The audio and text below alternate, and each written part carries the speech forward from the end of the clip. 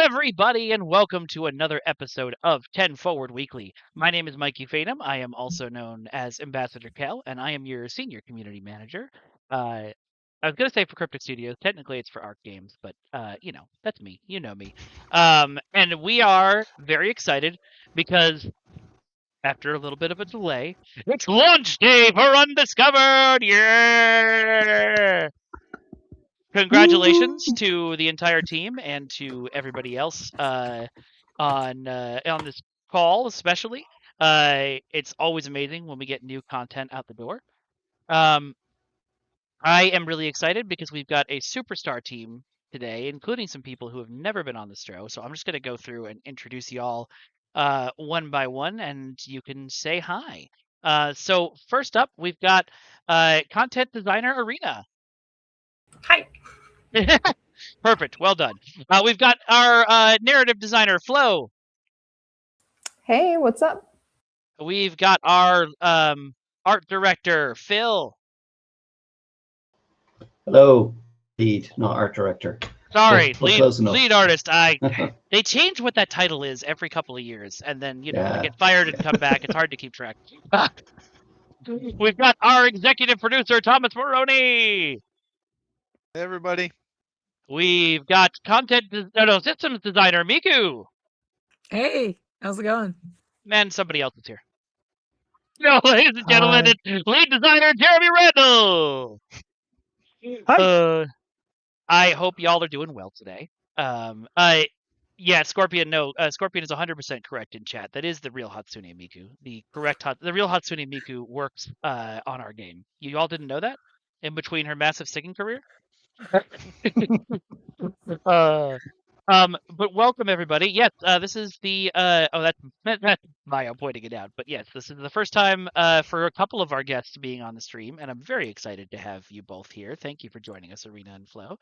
I'm very excited to talk about what we're going to talk about today. And what I want to jump into first is the season that just released, Undiscovered. This is the very first time since Age of Discovery when we wisely archived some missions from the past that we've taken the initiative to go back to those missions and redesign them for a new era. And I want to know, we talked a little bit about this last week, but I want to know what the sort of early conversations were like that started out the movement towards making this kind of season instead of, and doing it now instead of waiting until we finish the Borg arc.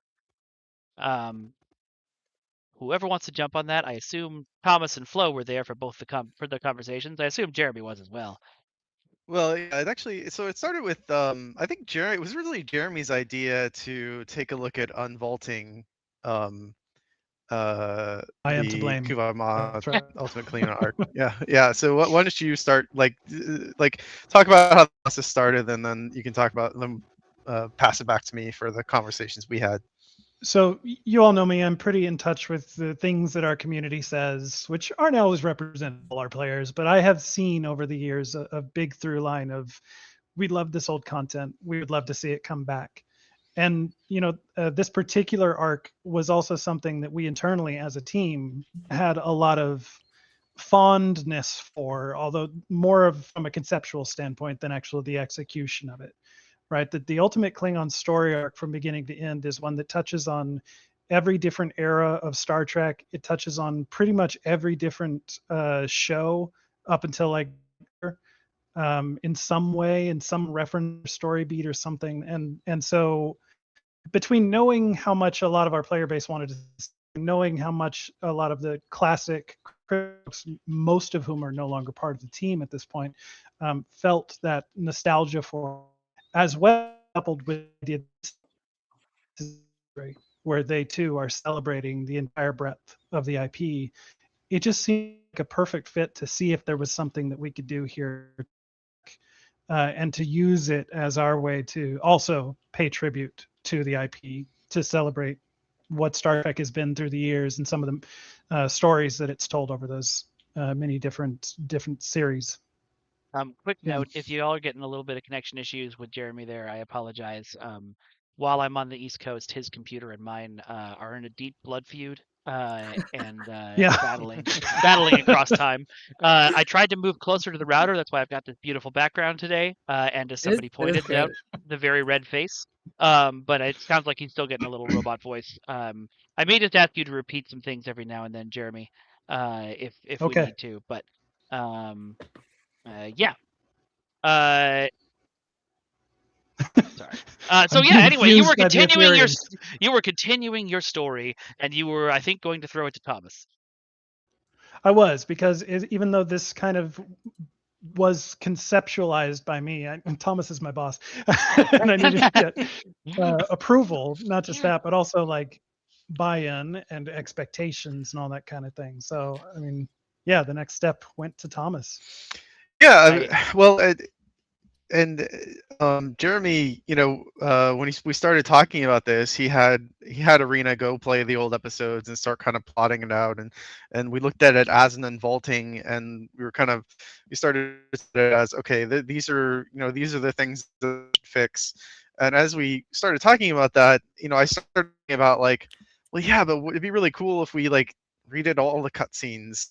It'd be like, know that as soon as because we've done this before, right? We've touched up old missions, we've remastered old missions, and it's always a Pandora's box that when you open it and you're like, oh, it's kind of like renovating an old house, right? It's like you like, oh, well, we should look under the floor, and like, oh no, the foundation's off.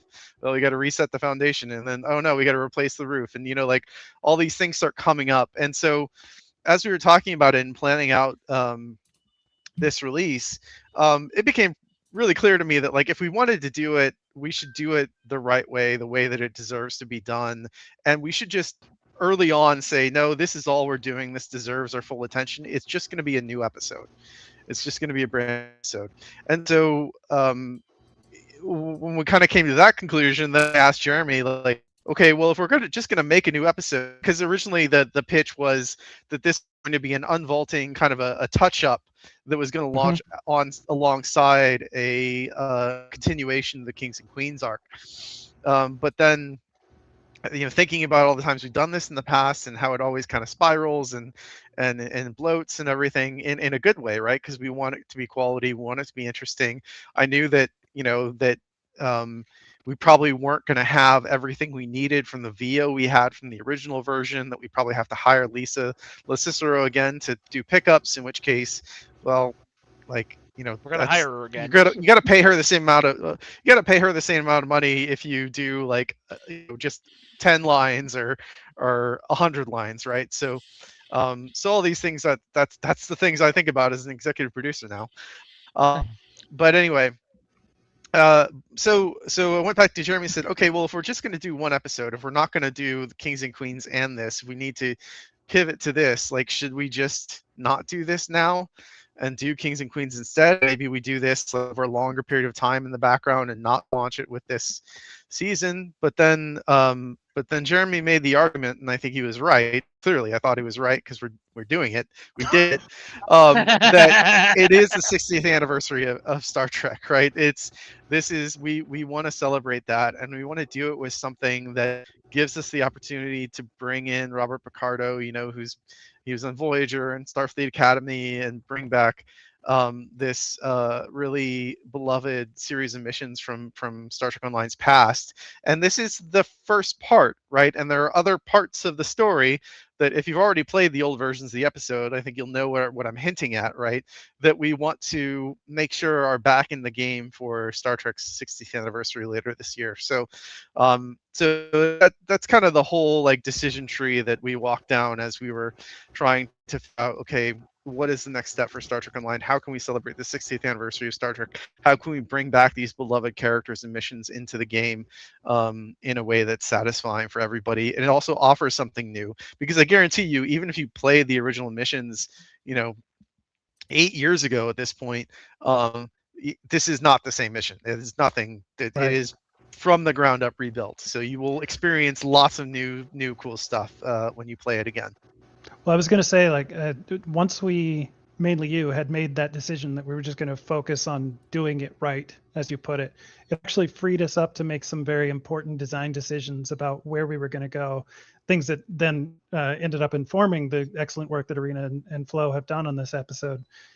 We realized playing the old episode, for example, that a lot of the important story beats that we all remembered were very much tell, don't show moments in those episodes where it just kind of popped up as a beat in a contact dialogue, and you as the player didn't have any agency involved in it. And it was just a thing that kind of happened in the background or off screen.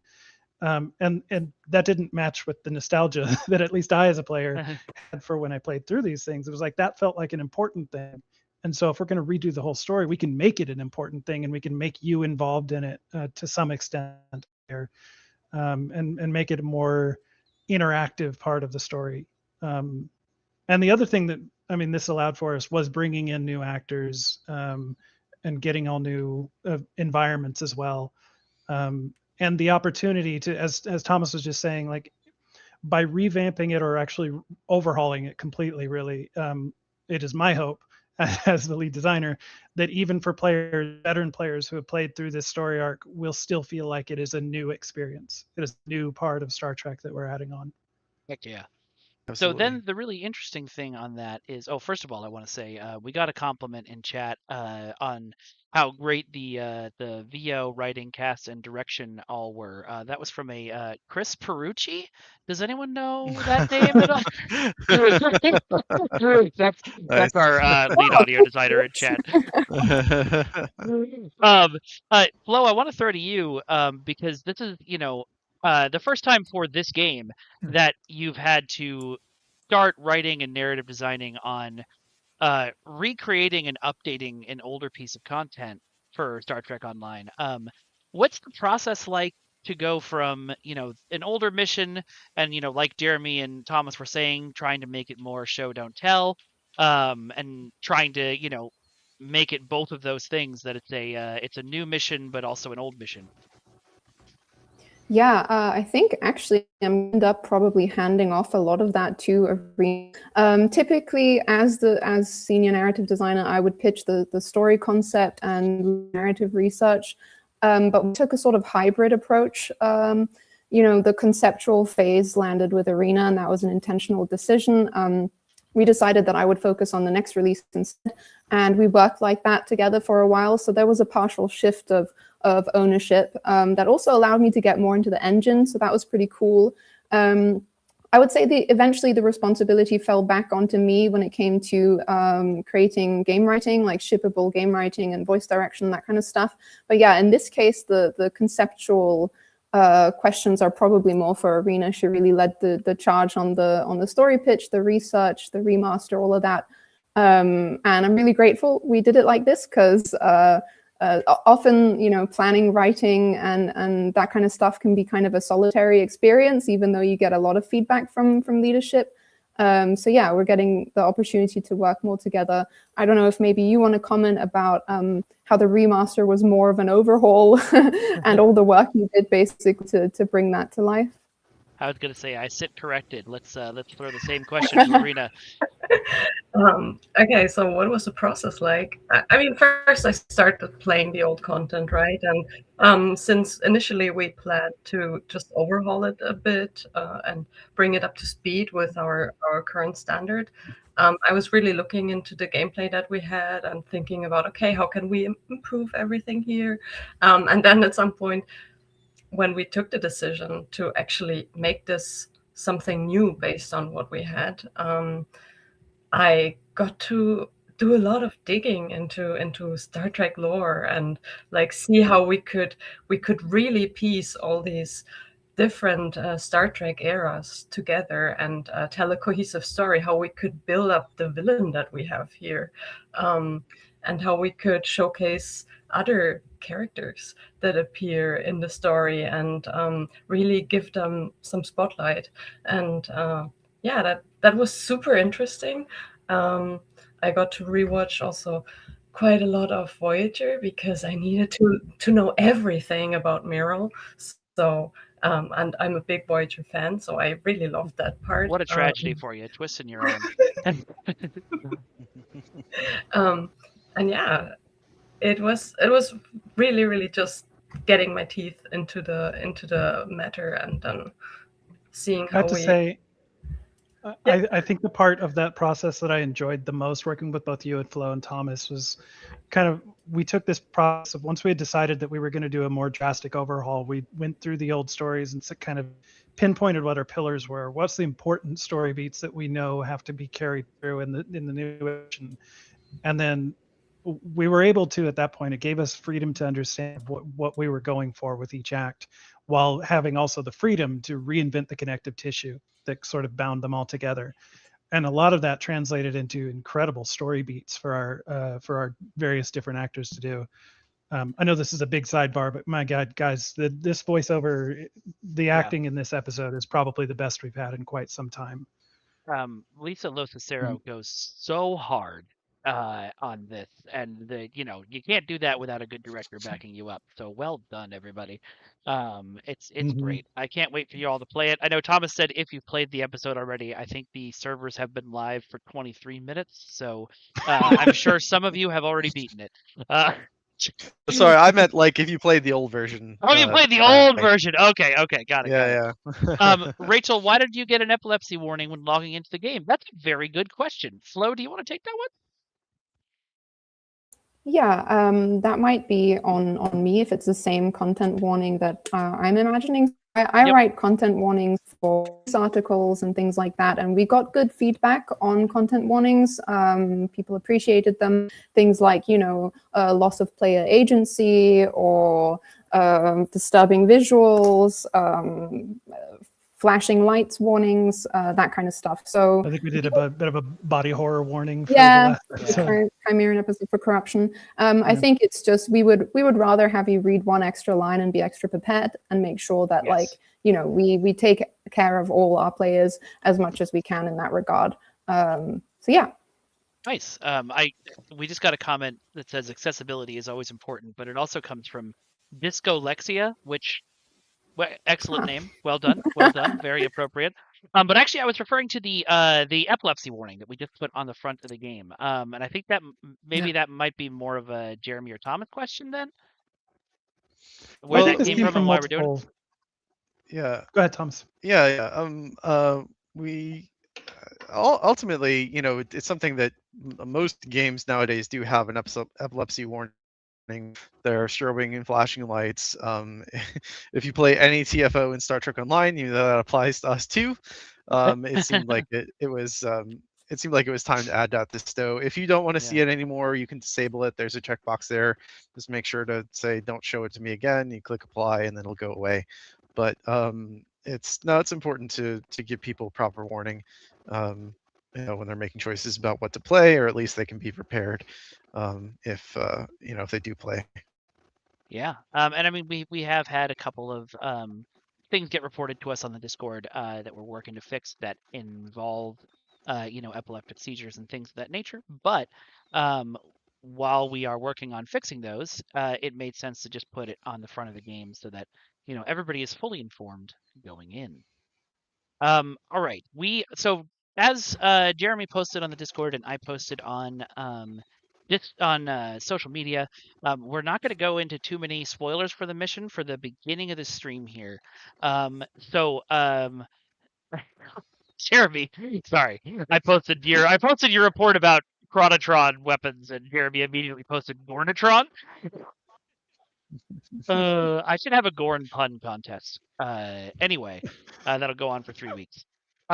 I just wanted to do a last question to you, Thomas, because I know you have to go and get some stuff done, unless you want to hang out. And that was, what does it mean to you? These missions were missions that were in the game when you first started working on Star Trek, and then you were, lead artist or art director when the missions were removed. What does it mean to you to be able to bring them back? I'm it's just like anything that we get to do on for Star Trek Online it's a privilege just to be able to work on a video game at all, and then not let alone work on a Star Trek game. And so I think we all take that responsibility really seriously. It's something that I certainly take seriously. And so when we have these opportunities, I want to be sure that we make the most of them, and then I hope that people feel that way about these updated missions, because I think that there's a game that's 16 years old, for it to be to grow, to change, to update, and improve itself. I think that's I mean, there's nothing more Star Trek than making yourself a better version of yourself, right? So uh, I think that that's us just sort of fulfilling our mission, Yeah. frankly, and I'm proud to do it. I hope people enjoy it, and I can't wait to get people's feedback on it, and for them to see kind of where it's going, because it's really cool. Heck yeah. Well, if you need to jet, you can, Thomas, or you're welcome to hang out.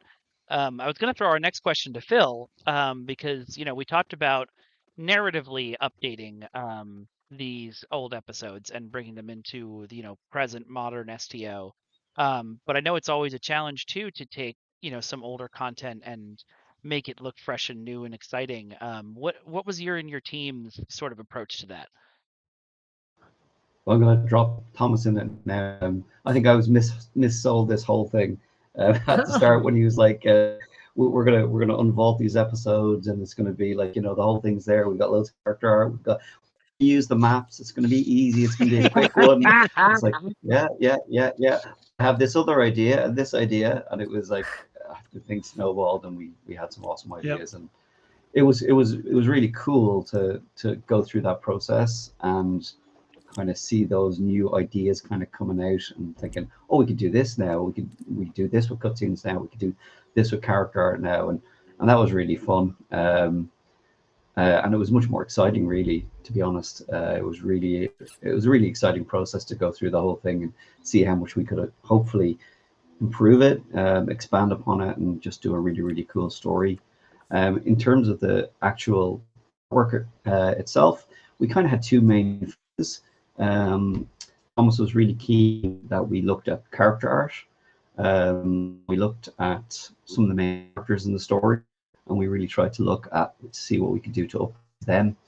Am I allowed to say the character, or should I? Yeah, Is that obvious already? Everybody knows that Miral and the Okay. Doctor are in it, so that was announced. So we're good on that. Okay, so Miral and Doctor, we looked at them. We looked at those as two key characters that we wanted to do, and just like what could we do with them. So we looked at going back to the sculpt phase with both characters and just up-resing them.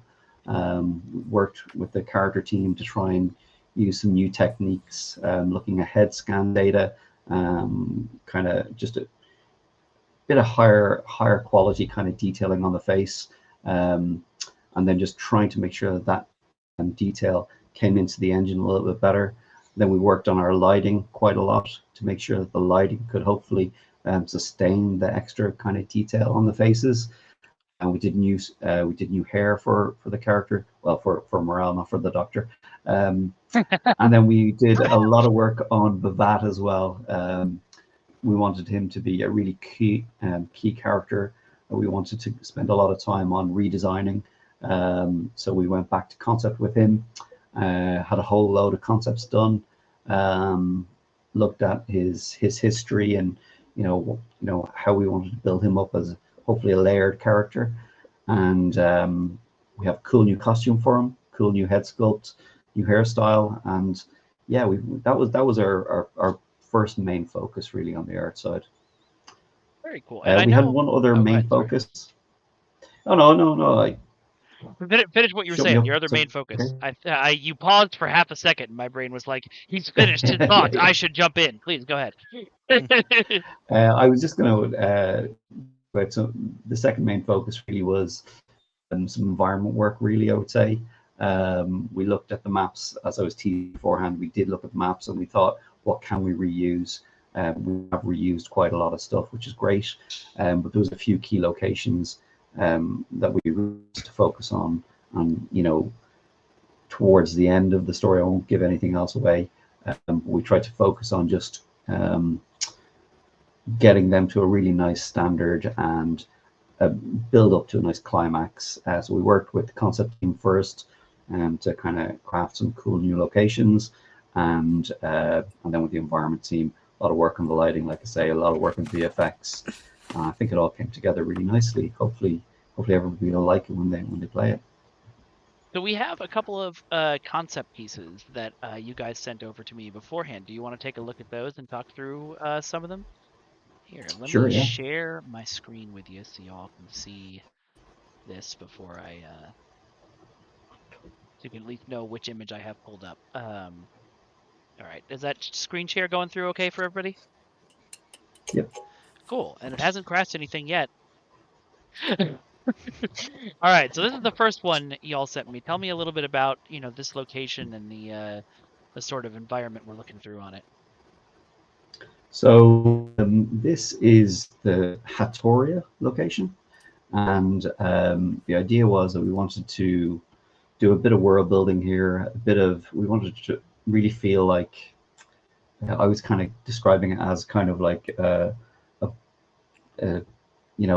Bond's villain's lair or base or something, right? Where you kind of hide, and it's kind of like a secret location. We wanted to feel like a real proper location. We wanted to feel like a planet. We wanted to feel like a place. So we did a whole load of work on that. We did a bunch of work on the concept here. This is in the location. It's a Klingon location. Some other technologies, let's say, influence of the design. I don't want to go any further than that. But it was really nice to kind of put this together, looking at the lighting. I think on the last episode, we went quite dark, maybe kind of a bit more terror themed or whatever you want to call it. This time we wanted to put a baby head skull on a dinosaur, and I will never forgive you. They were wonderful creatures. They had little hands like this. Stuff. I know. Yeah.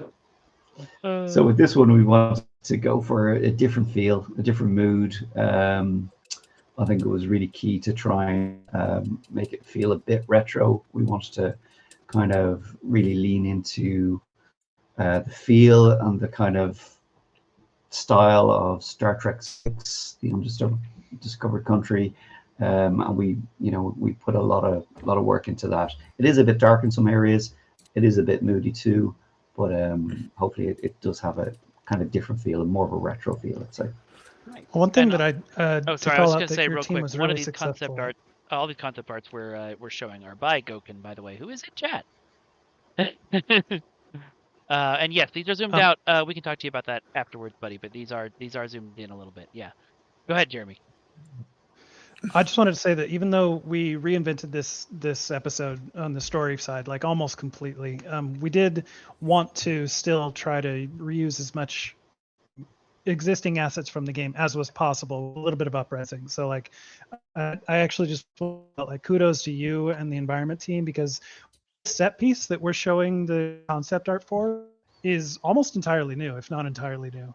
It also plugs into an existing set of kits, slightly updated, but really are like, it's just, I think, a really cool testament to the talents of the team that we can look at something that already exists, might be a little old, and we can say, well, we can just give it a coat of paint and then use this set piece to really draw the rest of it into the modern era, and still make it feel like cohesive and really like it's all one thing, even though it is not. A lot of new work was created for this one hero chamber, you might call it. Absolutely, and I should say we did reuse a whole bunch of things from the past, a lot of great work from that people have done in the past that we kind of took and we kind of stepped on the shoulder work. So yeah, it was some really nice. So this is kind of like one central piece that we kind of did for the end. Gokhan did a great piece of work here with Adria very closely, and Arena as well, to make sure that it was how we wanted the episode to go. And I don't want to give away any spoilers, so I won't say any more about it. Okay. Well, cool. I want to give away one Adria, little who you just spoiler, shouted out, is in chat too, by the way. So And Jeremy and I are on a delay I guess, because we're stepping on each other constantly. Sorry, buddy. There was a little bit of additional struggle, just to call it out here, because the art team was throwing in such a great work on this, and then I kept having to step in and say, but it's a boss fight, give us some room.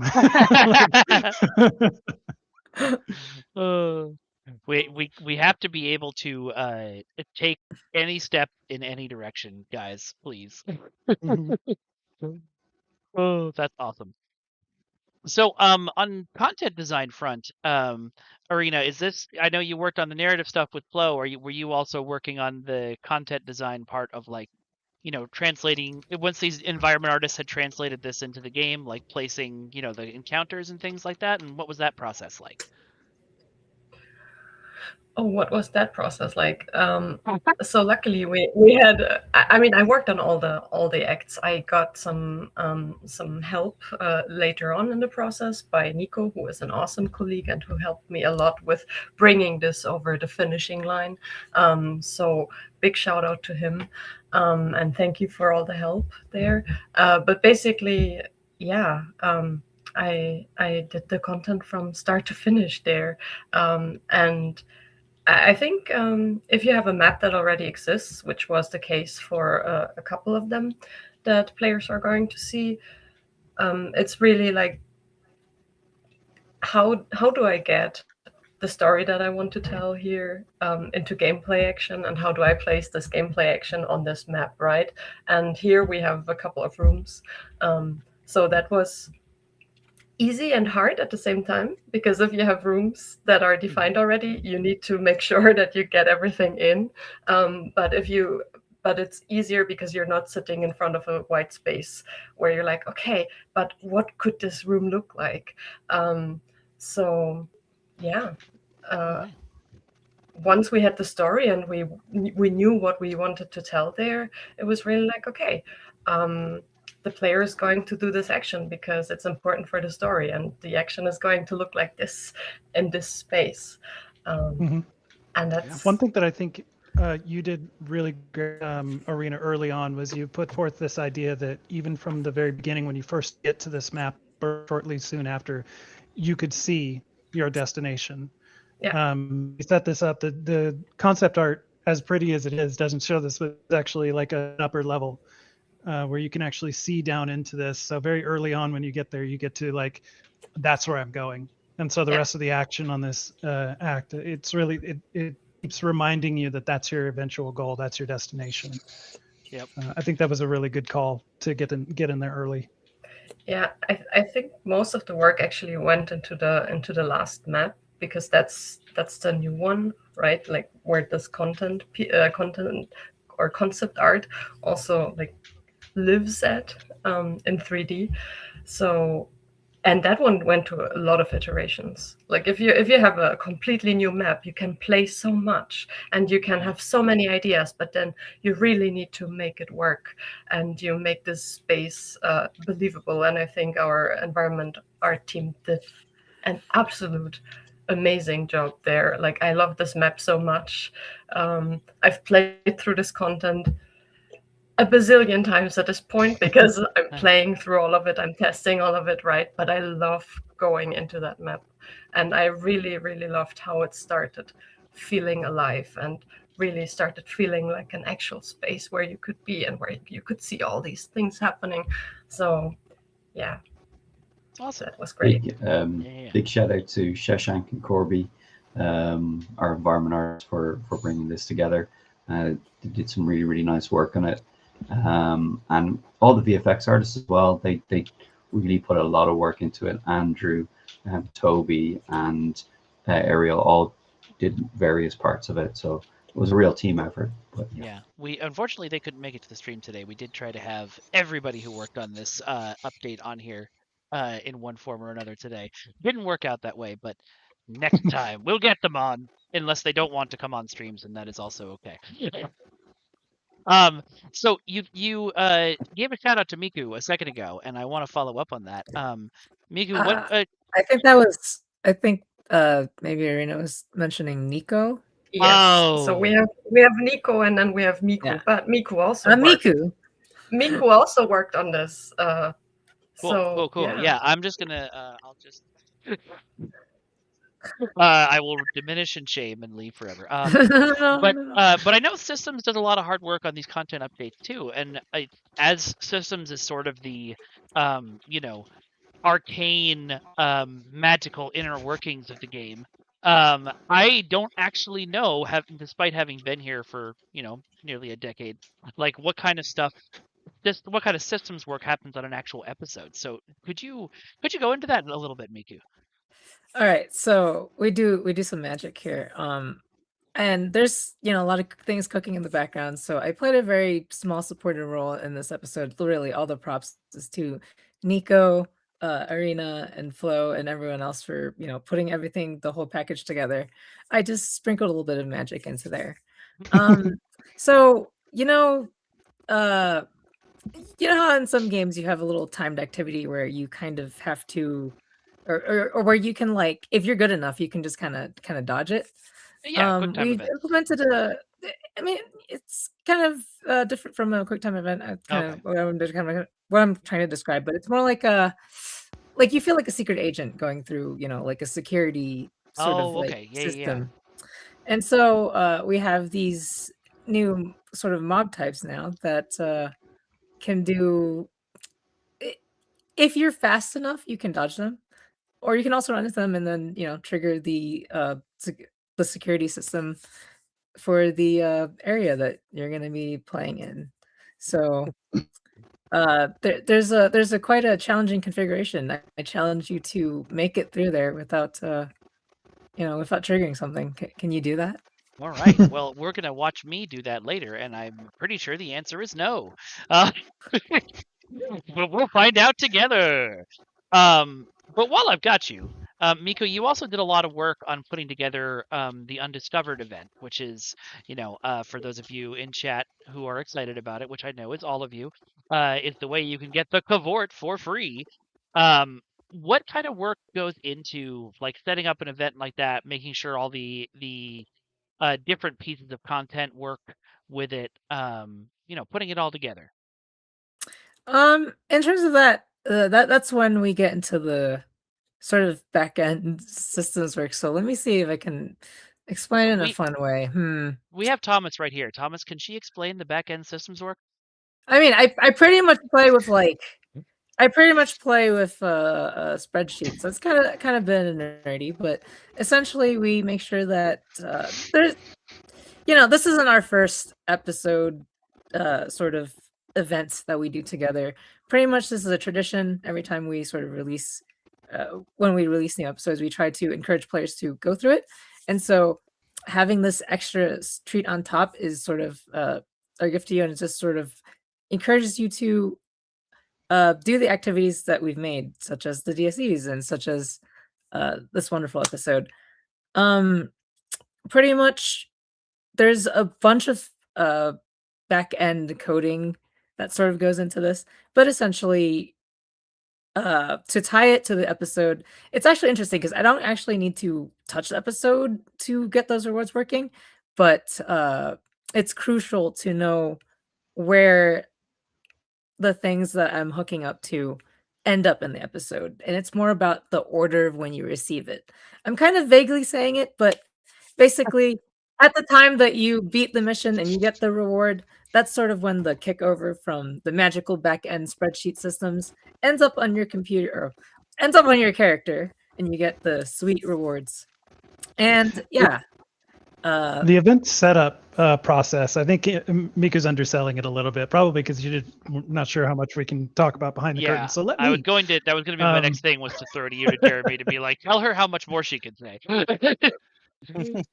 Well, and I just want to make sure that you're not downplaying your own involvement. Like, setting up an event is one of the more complex things that systems do these days. And while we have a habit, we have good documentation of what you have to do, there are dozens, maybe hundreds of things that have to get touched for every little event. There are custom data structures for the event itself, UI hookups, text hookups, reward hookups. But then there's also like the episode itself. The rewards for that have to give you the daily progress correctly and also be correctly event gated so that after the event ends, you're not still getting progress. And it also has to be set up to give you bonus once you've completed the main thing. And then the existing TFOs that we included in this event, because we didn't have a new one, also have to go back and get touched so that their event gating is correctly turned on, the rewards work correctly, yada, yada, yada. There's so much that goes into this. And we touch almost every aspect of the game for these types of events. And hopefully it's all invisible to you. And Yeah, that's sometimes it kind is. of my role, just to be invisible over here, just Uh, Yeah. doing a little bit of magic. so I'm gonna do a follow-up question for more information, B2. What's an event gate and how do they work? So pretty much we have times that we want you to see things and we have times that we don't want you to see things. And it is important and we set it up right. Because otherwise you see things when you aren't supposed to see them. All right, I'll add a little bit more there because I understand how these That's work. right. If an event gate is on, you can see the thing. If an event gate is off, you can see the thing. You can't see the thing. So, for Yeah, example, pretty when much. on Tribble, when the cavort accidentally went live on the Reclaim store, an event was created and turned on to hide it. That was then had to be turned off when the update went live to Holodeck, so that you guys could reclaim the cavort. That kind of thing. Well, very cool. All right. Well, I want to talk about one last thing before we get into spoiler zone, population spoiler, and just dive into the DSEs a little bit. We went into them in in pretty in depth last week, but I just kind of want to get now that they're live, we made a bunch of changes on Tribble in the last couple of weeks. Jeremy, do you want to kind of go through the state of DSEs currently and where they're at and where you expect them to go in the future? Sure. So first of all, most of the changes that we did in the last 2 weeks that you might not have seen on Tribble, because not all of them made it there, were primarily UI based and based around the pickups that you get in sector space, compass changes, map changes, things like that. The content itself for DSEs, if you've been playing under Tribble, we've been really happy with that for a long time, and so have most of you. Thank you for offering your feedback. We were really happy to see just how engaged a lot of you were with that, even on Tribble. We're looking forward to seeing how players actually play it on live as well when we get a cohort of players actually a cohort cavorting in your new cohorts. Yes, exactly like what it says in chat right now. Good job, Jeremy. Yeah, I stole Morgana. But anyway, the content, I hope you all try it, have a good time. It is meant to be. It is very purposefully, very lightweight, very easy to play, kind of brain off content, just get in and grind, right? We all like that in our video games from time to time. And a stark contrast to the episode, which is very much brain on. Yes. Catch so up much catch brain. up on Star Trek when you're when you're playing it. Yeah, you can watch it. It'll really put you in the mood. Yeah. Oh, that's a really good idea. We've made Sorry. like, I will admit, like the content of Deep Space Encounters is pretty lightweight, and like I said, we put it together already. It's been in a good state for some time. The UI though, I cannot stress enough how much the compass has changed my gameplay already as a player in every aspect of the game. Even the improvements that we've made to some just what shows up in the compass when you're doing ground content. It's really hard to explain. It's more of like I just feel like I'm more connected to the world, that there's more out there to do, that there's more to discover and reach out for now that the compass is there and kind of showing me in a more direct manner. Like the minimap's always been there. It's always had the information. But I don't know, it just feels really different with the compass. I'm really proud of the UI team that has really, I kind of sat down to design for the compass, although honestly heavily inspired by other video games that already exist. I wasn't reinventing the wheel here. But I'm really proud of our software engineers and UI artists that really brought it to life for me and really made it happen, because I think it's wonderful. Quick question from Red Hot Freefall in chat. God, I love everybody's names. What does the T number sign mean with the DSE stuff? I don't actually know the answer to that one. Tier number? Oh, they're probably talking about featured quadrant. There's a little okay. T1, T2, T3. That's the reward tier that you're after. Tier 1 nice. is the reward level. And as you grind up, I think it goes to tier 5, if I remember correctly, and you can get 5 different tiers of increased reward. You play DSE, the more reward gates you get, the more they go up. Right. Dark Dragon, yes, console will get the compass too, just not until this update hits console. So look forward to it then. Right. Well, I do a shout out to Petra. As Jeremy said, the UI team, the DSEs, that was a big piece of work for the UI team, and Petra on the UI team did really great work there on the compass, different versions of it, and a whole lot of iconography. Thomas helped us out an awful lot on that one as well. So thanks as well. Yeah, thought it came That's another together one really where well. we thought at first blush it was going to be a simpler thing than it turned out to be. That seems to be the theme of this update. We start with a small idea, and then the small idea gets very big, and then we have to bring it back down to medium. For so many good reasons. For so many I good think. reasons. Hopefully it's worth it. Yeah. Oh, I love Hopefully it. everybody will enjoy it. I love it. I love it. There wasn't a thing. There was a question I had, and my brain just yeeted it. So instead, I'm going to say, we're going to head into spoiler territory now. So, red alert, spoilers. Red alert, spoilers. I think Red alert, I think this is a spoilers. good point for me to hop off. So I'm Okay. just gonna be around. I'm gonna probably play the episode for myself and just see how things are going and do executive producer stuff. So thanks everybody. Thanks for playing. Oh, hey, Thomas, quick important question before you go. Yeah. How do you feel about Ghostbusters?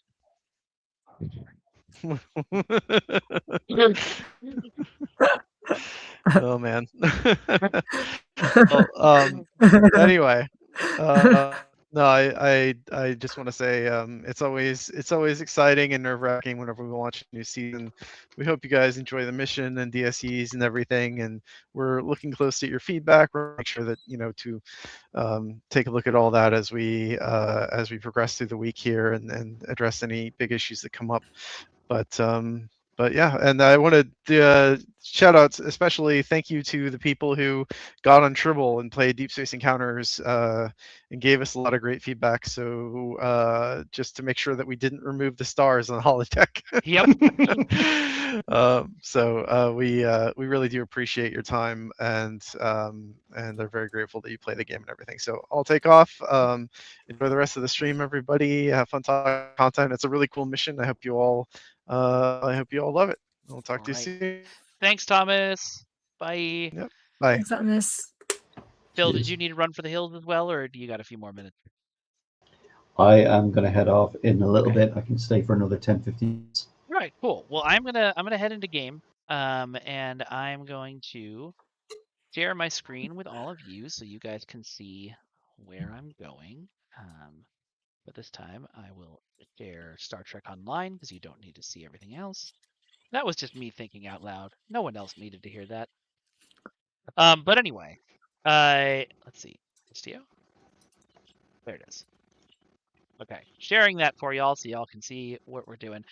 Now, I am going to, before I start the new mission and we start commentary, I am going to take this lovely captain of mine, and I am going to head to orbit of Kronos. And when I get there, I would like to see all of you that have already bought out the port. I would like all of you to show up. I know there's a bunch of you. I know there is, and I want to see you there. I'll wait a few minutes and hang out for y'all to show up. Once again, we are entering into spoiler territory here, so if you do not want to be spoiled in the new episode, a bunch of folks have said that in chat that they're either heading out or putting us on mute while we go into spoiler stuff. Totally understandable, and very happy for you guys to do that if you need. But so that's what we're doing now. We're going to talk spoilery stuff. We're going to play through the mission. We're going to get some commentary live from the developers who worked on the mission. Yay! So hang on for that. And I'm just going to hang out for a minute and see how many more reports show up. Let's see. I see one. Yeah, this is the one. This is a report for sure, right? Mike, I think you're going to hate me for saying this, but get more people if you were at a place where feds could access. Hey, Jeremy, one thing that I've really had drilled into my head this week is that sometimes Federation players get things, and sometimes Klingon players get things. That's true. That is true. And while the ship is available to everyone, it's a Klingon ship. It is a Klingon ship. So I guess I could move to Deep Space Nine for this. I probably should move to Deep Space Nine. In fact, on that subject, let me go ahead and respond real quick to Kel MG, who's asked this a couple times in the chat. Was going to talk about that later, but yeah, go ahead. So the request is like unlocking the Bavat uniform for non-Klingons. But I do want to point out, like, there is a possibility this could change. If there's enough feedback, we will consider it. But I do want to point out, like, we do the same thing for Federation uniforms. Klingon characters and K-line people can't wear Starfleet uniforms. And so this is just kind of turnabout in a way. Some things that are Klingon should remain Klingon. Klingon Ma, right? So good job. It is appropriate that the Bavat uniform remain Klingon and only available to Klingons. And that's probably how I'll say that, but I won't set anything down in stone. Yeah, I think we've had a lot of internal discussions about it. Just yesterday, we had another internal discussion about it. I know how much you guys want that uniform on all characters because it's very pretty, and there's a lot of good arguments being made either way. We'll continue to discuss it as we go on. And one thing I have seen. One thing that I have seen, and Kel MG kind of made this point, is you're buying the bundle and you don't get to use the whole bundle. But I will point out that is an account-wide unlock. Like, everybody on your entire account gets all of that stuff. So if you have a Klingon alt, they do get access to the Bavat uniform. So it's not like you have to rebuy it on different characters and you're getting different value. It is all wide. So what we're saying there is, why aren't more of you playing Klingons? You get some of the greatest strips sometimes. And some of my favorite storylines in the whole show, or the whole game. I would like to go to Klingon Hell and fight a god of death, please. Thank you very much. While we're Feds don't get to do that. Yeah. So while we're heading on over here for this this gathering of cohorts that I'm putting together, I can move some of the trays, absolutely. Maybe. Can I? Is there an easy way to disable trays? Some of them, the ones with the hide button, you can hide, obviously, but not everything can be hidden.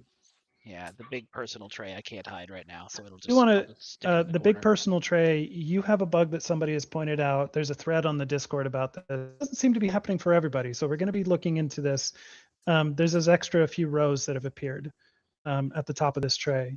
So there is a new tray element that's intended for the deep space encounter buffs that you pick up in sector space, but there seems to be a display issue with players where it's adding those extra bars beyond what was intended. We'll look into that. That's not intended.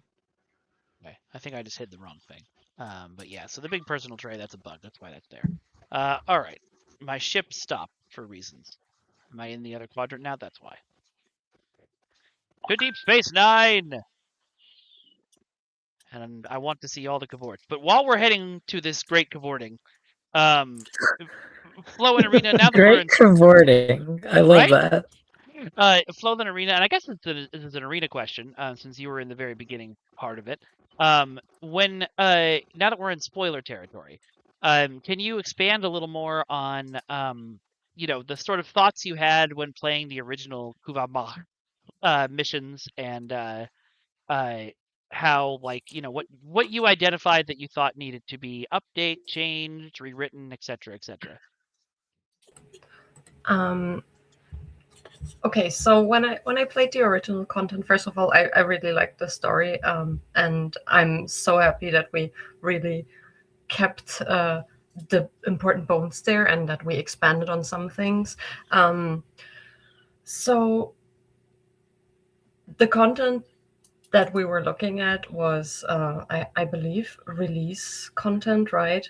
So a lot of things had changed since that content was released and then removed from the game, between how episodes were structured back then and how we're doing it now and how we're approaching to tell stories there, and how gameplay actions are messaged to players. And the first thing I really noticed was that some of the maps still look great, and I really enjoyed my time being there, but they really didn't do a great job with telling you where you needed to go. And that's also one thing, because when I looked at the content, I was looking at the content from the state it was in 8 years ago, which meant that it already had been revamped prior to me looking at it several I think times. twice Even. at the Yes. Yeah. So of course, like when I was looking at it, it felt a bit like some things were missing or falling a bit short. And I really wanted to expand on them. Like, for example, why is our villain so evil? Like, because we're being told that he's a mean guy, but we don't really ever see him doing mean things except for like a contact dialogue where he's being rude. So I really wanted to have some more interesting fights there, and I think we achieved that. And in some places, really, I wanted the players to go through maps that they knew. And one thing, and this is really a bit of a spoiler, Again, but spoiler maybe, alert. yeah. Spoiler So alert. maybe some of you who played the old content still remember the Hattoria system map. I think the old mission name was A Good Day to Hide as well. So, and you get to go through this nebula, right? And we really wanted to expand on this because this is interesting gameplay. Like, you go there, you have enemies around, but you're sneaking up on them. They don't see you, and you really make it through. But they're close. There's always a chance that they will detect you and fight. And we really wanted to make this a strong moment there. And I think we did quite a good job there. I'm not going to tell you what the alternative is, because you can take a different decision there, which will have consequences. No spoilers here. But that was also something I really wanted. I wanted to encourage players to take a decision here and there, and then get the consequences of that decision where it really made sense. So yeah, I'm really happy with how that came together. I was honestly kind of skeptical when you first proposed it, but between you and Nico, we might. I'm tempted to do more of that in the future, to give the players, because I know that giving players a sense of choice and agency, even if it's just something that's momentary and doesn't really change the world or carry on beyond the mission, even, it still makes you feel more connected to the game and more connected to your player. Your character that you're playing as. So I really like that we were able to include it this time, and I'd like to keep our mind open to maybe doing more of that in the future. Yeah. And I think the second big thing, and I can hand that off to Flo in a moment as well, was since we opened this content basically to all players, because prior to this to this remake, it was a Federation mission. So if you were not a Federation character, or in some cases Federation aligned, not Romulan, I think, you didn't even get to play this. So a big part was really looking at this content and thinking, okay, how would a Klingon character experience this story? What would make sense for them? What kind of options should we offer them?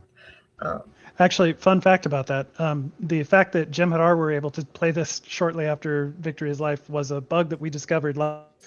We just hadn't anticipated it and made allowances for it. And that was actually what led to the whole conversation of maybe we should just disable it and revisit it later. Because the question was like, well, Jem'Hadar can play this. Should we then allow Romulans to play it as well? But then that kind of snowballed into like, it doesn't really make a lot of sense in their timeline. So should we give them unique dialogues options for it, or set it up as some sort of simulation of past events or something like that? And it just snowballed so much that the decision at the time for content was, let's have that conversation happen at another time and just not solve it for now. there was already some concerns about the quality of the missions at that point in time, but that was kind of the catalyst kicked it off into becoming a vaulted story arc.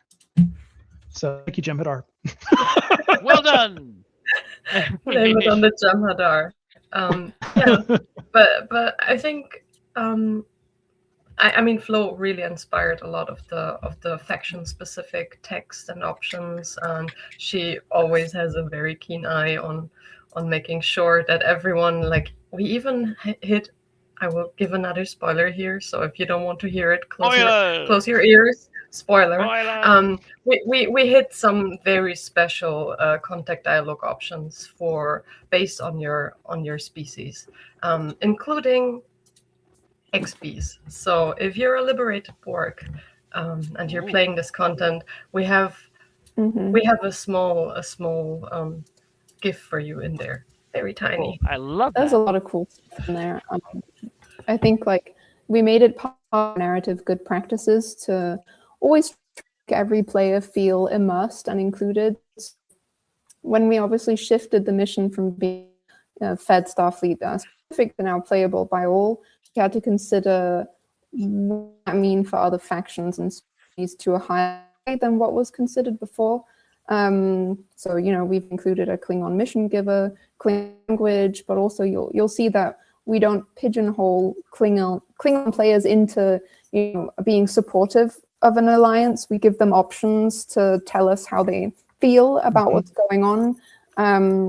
There are options being provided for being an alliance skeptic, for example. So you'll see what that sounds like. For being a member of the Klingon Defense Force as well, but not a Klingon. There are different responses when faced with the topic of spirituality around the Kuvachmach. Insofar as, if you believe it to be mythological or historical. And as Arena said, like, we've got some really special cool options that are species-based, things that you might not expect to see in there. So definitely try to play this mission on different kinds of characters, different allegiance. You might be surprised. There are even, I know that players care a lot about that. There are even some bridge officer references. So look out for that. Look out for cool special speech bubbles, little hints in the environment, that kind of stuff. Also trying not to alienate the players who play as the species that we might be playing against as hostile groups, right? So if you're playing as a Klingon and we're fighting Klingons, or if you're playing as fighting the Gorn, we give you the opportunity to feel like you're defending your people and your faction and your species, and you're setting yourself apart from those hostile groups. It's super interesting to work on together. Nice. Well, I wanted to follow up with another question to you, Flo, before we dive directly into the mission. Well, I'll just ask. There are special dialogue for playing as Gorn. I don't remember us ever listing as a Gorn. Think about it. There are special little, it might not be overly saturating the mission, but they're there. They exist. I think I have a Gorn alt now that I think about it. Maybe I'll try that on live at some point, maybe this weekend. Ooh. Yeah, that's cool. I think Jeremy. One thing that I think I want to answer, kind of. There was a question in the chat. Does it fit in the storyline and everything? We tried to make it clear in our marketing blurbs and everything that this mission takes place in 2409. There's no time travel involved here. This is just we're going back to an earlier point in the Star Trek storyline to retell a story that technically your captain probably already experienced at some point in the past, because the modern gameplay takes place, I believe we're in 2412 at this point, so it's been several years. But there's no travel to get to this mission. There's a little time travel later on. But this story is meant to take place during the Klingon War story arc, or right after, actually. We have players that are already in the game might have already seen that in the journal. It has its own story arc that we have called The Ultimate Klingon, taking from one of the old episodes that we're working on it. And as Thomas already mentioned earlier, this is only part one of a multi-part story. I actually am not 100% certain how many parts. There's at least two, though. It starts out here, and then it's going to be. So you'll get another part to this later on. Also, just kind of a preview of things to come. I have every intention, and I'll try to find the time for my content team to do this, to also go back and touch the other Bavat missions that are in the Klingon story arc, the Klingon War story arc, like the Doomsday Machine. and they might need some slight retooling to fit into the Bavat Ultimate Klingon place in the journal, but that's something I'm planning to address. So, and another thing to call out then by extension is just that those stories might not make 100% sense. Bavat character, we'll get there. It is in our plan. Everything. Yeah, I think I can't hear Mike, so let me reconnect. Now, I was just about to say, can someone please tell Jeremy he can't hear me? But you guys got it. The question I wanted to follow up with you, Flo, on before we dive into the mission was I wanted to talk about the recording and directing voiceover aspect of this mission. As the narrative designer, you're stepping into the booth with everybody else to, talk to on occasion people you may have been fans of for most of your life, and direct them in, doing the beautiful acting job they do in these missions. What's your approach to that process, and how does that work for you? Yeah, it is pretty surreal, I have to say. I think a lot of it was learning and onboarding from the original previous Cryptic team. I got a lot of tips and tricks from that team, so I definitely didn't go into it all on my own. I've also learned a lot from voice director, acting talent, professional Tilly Steele, who has come on board to work with us a couple of times now. She helped us for Unleashed and also for this episode release. So we voice directed together for those two releases, and really, really learned a lot about voice directing. But you're right in that it is pretty surreal to watch people on screen acting and doing what they love, and then sitting down with them, having written a score them that you really cross your fingers delivers on the character that they are, and they feel like they can embody it. And of course, we allow the breathing room to make small changes as well to the script. But so far so good.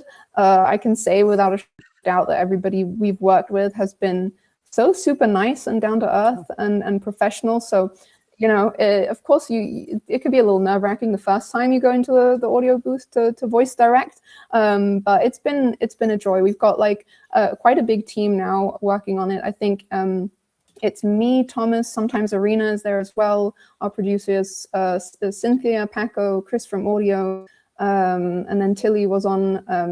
And a lot of it is just preparatory work that has to do with preparing scripts, writing stage directions, supplying documentation on the character, voice for these characters on occasions, communication with our production team, making sure that we schedule the recording so that they don't overlap with each other. And then, going into the booth, meeting the talent and just directing and talking about the character for however many hours it needs to be. Some of them are 3 hours long with breaks in between. And all of that kind of culminates then in getting it recorded, selecting it, applying modulations and implementing it in game. So it's a huge, very cool, very laborious process to work on for sure. Yeah. Just so certain Mr. Dave Rivas is in chat saying thank you, Flo, and go Flo. Hi, Dave. Yeah, Dave is Captain Sean. Yep. Obviously, you all know him very well, which very cool working with Dave on this release, because obviously we all know Captain Sean from the tutorial till 2412, but we, with this release, got the opportunity to dive back into what does Captain Sean look like in 2409, right? And how is he feeling after everything that happened at the Vega colony? So you'll see there might be a couple of referential dialogue points on that. A challenge, an interesting challenge to go back to well-known Star Trek Online characters and give them a bit, even more story depth to build on the character that you already know. Right. Kagran as well. This will be now the first official appearance of Kagran in the timeline. And if you play as a Klingon, he's your primary contact for most of the early mission, at least. which is what we're about to do. All right. Well, I have more questions that I want to ask, but I think they'll be good to ask as we play through the mission. All I ask from you, lovely folks in on the stream with me, is if you see something in game, and that reminds you of something cool that you did when you were working on it, or a fun behind the scenes story, or anything of that nature, even if I'm mid sentence, interrupt me, so we can hear that part. You're all very polite, and I love that about you. I would like you to be rude for this segment. All right, folks. So with that in mind, we are going to jump into the Kuvak. Did I do that right? Was that enough phlegm? Perfect. Great. Yeah, that was Yeah, great. Kuvak Mach. Oh yes. Okay. So last warning. Spoiler alert. Spoiler alert. Heavy spoilers. Spoiler alert. We're going to play the episode, so spoilers. All right. Here we go. Is the audience hearing the voiceovers? I don't think we are internally. That is a good question. I don't think so, and we need to make sure that happens.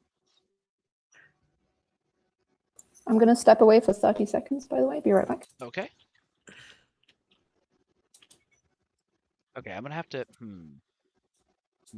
Well, you don't really have to. We're going to be talking over it anyway. So actually, that's a really good was just point. That checking might to be see better. the- So you all just have to see You guys- the brilliant voice acting from folks like Dave Rivas after we, when you play the mission yourself. I have to say, Kagran is really one of my favorite Klingon characters in STO, and I'm so happy that we have him as a mission giver. So I was happy when that was confirmed that we could get him. So yeah. Yeah, I realized kind of after the fact, after we had decided to use him, that previously in the storyline, Kagran kind of appears out of nowhere, at least from a Federation standpoint. He appears in some only missions, so you know him ahead of time. But then during the Iconian War, he's just suddenly an important factor that you've never had a chance to meet. Yeah. So I really like that this gives us an opportunity early in the storyline for even Federation characters to interact with him a bit and get to know him a little. Yeah, he's one of my favorite characters too. I love very much the idea that the flagship of the Khitomer Alliance is captained by a Klingon and Mr. Super Honorable himself. That's great. Quick note for chat. We have just noticed an issue in game that we are working on fixing, but don't know how long it'll take us to fix. It could be a much more complicated issue than it seems. And because of that, we have turned off featured quadrants in the Deep Space Encounters. So you can still play Deep Space Encounters. There just won't be featured quadrants or featured quadrant rewards for the indefinite future. And then we'll definitely keep you guys updated on that. I'll make a post about it after this stream on the Discord and places, so folks can be informed, even people who didn't make it. All right, we're gonna dive into this mission now. Can everybody see the mission and see the screen share? Yeah. Okay, great. I see it. I don't think I'd seen that artwork for the episode of Morale and the Doctor conferring. It's very nice. Yeah. Oh, okay. Now I have to find it and make it the primary mission. Can I mention quickly the key art? Yes, please. I'll put it back on screen for a second. Just a shout out to Adria on the key art. We wanted to pay homage to the Star Trek VI poster, and we tried to recreate the kind of essence of that. And I think Adria did a really amazing job with it. Hopefully, again, really leads into the kind of retro feel and the kind of real, hopefully, a nice mood for the 60th anniversary year. It's a lot of reference to Undiscovered Country, right? The beams and everything, which is, we've also took that same, I think it might have been inspired by the art. Now I'm trying to remember the timeline, but like we hadn't finalized the name of the update, and I think we saw the key art concepts for it, and we're like, oh, it's got to be Undiscovered. I love this style of key art. Like I feel like it would be great to just do this kind of thing forever. Like, let's just make all of our posters, even if they aren't references to specific Star Trek posters, just make 80s movie posters for all time. I'm totally down with that. All right. I am going to fly to this place where we're going for the Kuba mod for the Kittimer system. There we go. So that we can see some of the cool power-ups and stuff. I might even hop into a DSE on the way if there's a convenient one. But let me. Well, now you got me wanting to do a Back to the Future homage, Ghostbusters homage with the movie poster stuff. Okay. Yeah. Man, I would hate that. I'm gonna have to jump out. All right. Thanks for being here, Phil. We Maybe really this is a appreciate good you point. and all the I'll hard jump work out now, you've done. Mike. I don't think Phil can hear me anymore. Cheers, all. Thanks, Phil. Bye, Phil. All right. I take it Kittimer system is in the other quadrant. Can everybody else hear me? I can hear you. Okay, good. I can hear you. I hear you Fantastic. just fine. Yeah. Okay, good. Just checking. All right. Yeah, you're in the alpha quadrant. You need to be in the beta quadrant. Yeah, that makes sense. I never know which is in what quadrant. Oh, I like the new stars. Sorry, I knew we put them back. I didn't know they'd updated. That's cool. Mm-hmm. Yeah, and there's a subtle difference between the ones that are old ones that don't have any activities and the ones that you can do patrols at, for example. I just want to say I absolutely love the top HUD with like how the stars kind of, or how they kind of fly by. It really reminds me of like old video game type feel. I don't know if you remember that era of just like the fake 3D like things coming at you. Oh like yeah. Oh yeah. This just brings back a visceral memory of that. Like that's awesome. Yeah, it's kind of, I found it a little weird, but I chose not to change it. Our compass actually is defaults to a 360 display, but spread into a 180 panorama. So like things at the edges are actually behind you. I find that a little disorienting, but not everybody agrees with me, so I decided to leave it. The new I think it looks interesting. Yeah. Let's see. Windsor Run, I believe the information on the Endeavor cap for DSE is in the blog, but if Jeremy or Miku knows it off the top of their head, what the daily Endeavor XP cap is for... Yeah, the daily cap for, and this is just for the actual playing of DSEs, is 12,500, which is something like 34 DSEs with no bonuses. That does not apply to like your personal endeavors, universal endeavors, or the daily wrapper. Those are all not applied to the cap. All right, the DSE was on the way, so we are going to do one quick DSE before we get into the mission. Just for my amusement. Is there a playthrough video out for the new episode on the tube? It's been out for an hour and a half, so if there is, somebody worked hard. I mean, the episode, I think if you listen to all the dialogue, is probably around an hour, maybe short, just shy of. Yeah, I was Which thinking you should, more of course. No one skips the dialogue. Yeah, Right, no one ever Yeah, slips through yeah. that. Our Why would anyone outpost do has that? detected a I need to curious widen the screen anomalous a little bit signal so that near the your location. stuff is a little easier to see. Its energy readings are This is a build from before I embraced the magic of keybinds. You know, since we're here, Flo, you did all the This is writing. It's not Antessa. super An story ambush intense, is but you heading did do your all of the way. writing for these Hostile characters, forces Felicia Harrington incoming. and Tessa. Yeah. Is there anything you'd like to talk about that process at all? Yeah, I think it's interesting to write for a feature like this that is, we sort of deemed narrative, right? And still inject personality and character and come up with new ideas. Who can be the contacts, these like smaller missions that go on? I will say, although these characters don't currently exist, you know, in the broader narrative of Star Trek Online, when I approached it, I definitely treated them as real and with their own backstories. So, you know, in the tutorialization of it and all of that, I accounted for backstory and general vibe. How would it be like to meet this person? And yeah, the voice directing experience was also really cool. And Tessa is voiced by Jason Charles Miller. And it didn't take long because Jason's really good at what he does. But we did some exploration in the beginning of well, you know, how cat-like do we want this guy to sound, and how much growl and gruff and all of that kind of stuff. And yeah, it was really cool, and I feel like that's a real character now, you know. And yeah, of course, I mean, writing the same mission briefs and all the mini contacts for Federation and KDF, and giving them that small distinction so you feel immersed. Yeah, it was fun for sure. There are a lot of them. I will say that much. Yeah, I'm very excited. All right. And I should say also, I mean, shout out to the content team, right? Fran in particular. I had a good base to work with there. So actually, they wrote a lot of the stubs, and I think that's worth saying. They put a lot of effort into that. So I had a nice little thing to work with already when it was time for me to sort of polish the game writing.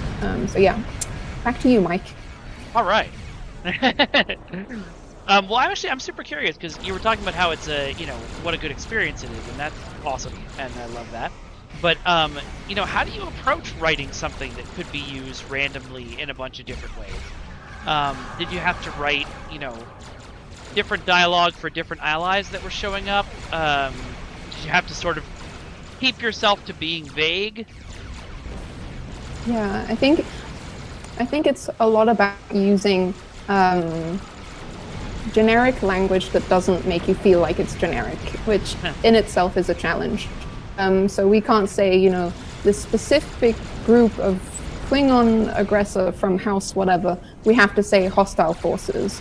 We can't give the space stations a name, things like that. We have to be very sort of neutral with how we describe things. I think a lot of how we make it feel less generic is the portrayal by the voice talent. So big shout out to Jason Charles Miller and Lauren Landa, who does Felicia Harrington. I feel like that does a lot of heavy lifting, honestly, for me. So thanks. Well, that's great. Good to be able to say, hey, actors, could you do this acting thing for me? You say it well, and then that will do. Say the line. Yay! You said Jason Charles Miller. Did you say who was voicing Felicia? Sorry, yes. Yeah, Lauren Landa, who's super cool, aka Sailor Neptune, you guys. What? So yeah, check her out. So we're bringing her back for a special mission. But yeah, very, very cool. Neptune, right? We have to. I would hope so. Deeply important. That's right after we do the special mission where Hatsune Miku voices one of the characters. Yeah, no comment.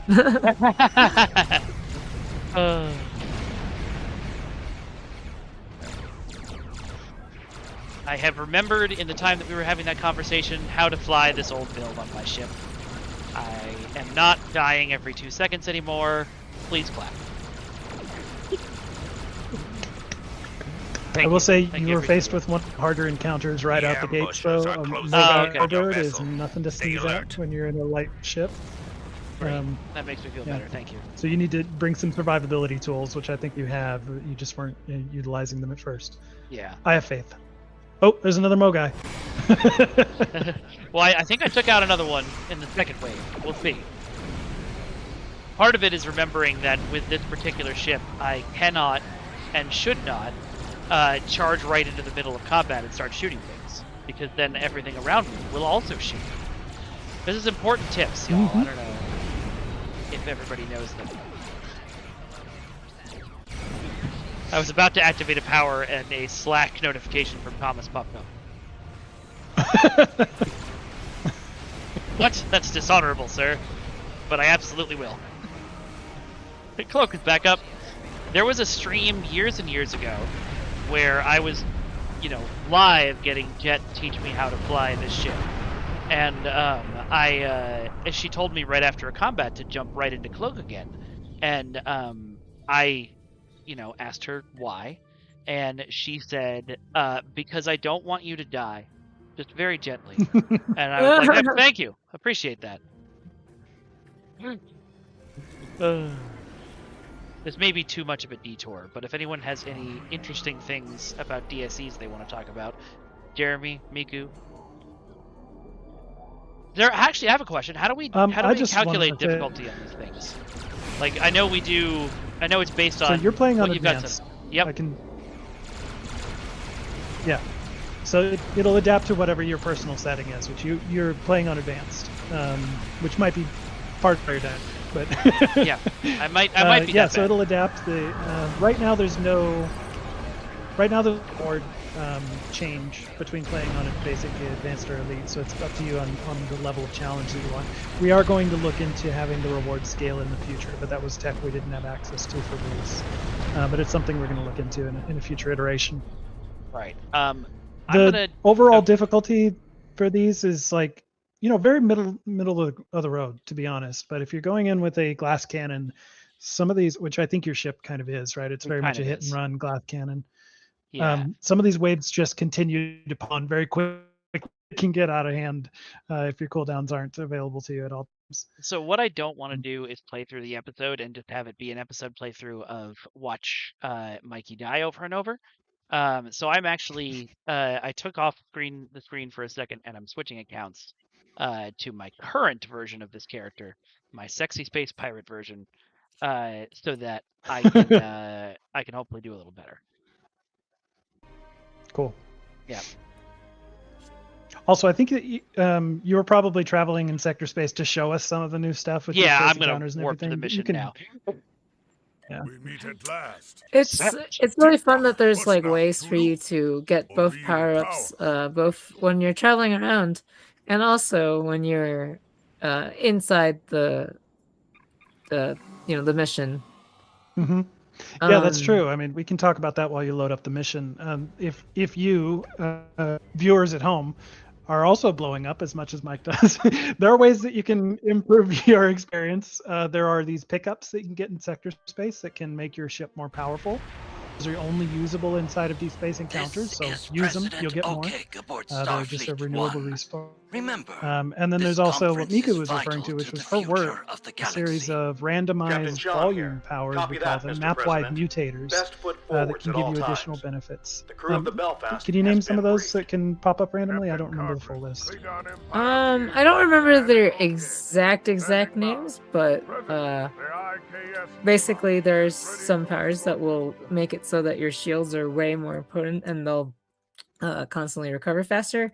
Some of them will make your hull recover faster. Some of them will make you your cooldowns refresh faster. Some of them will make you your weapons fire faster. There's also like a really fun speed boost one that stacks with another speed boost, which will make you go really, really zoomy fast.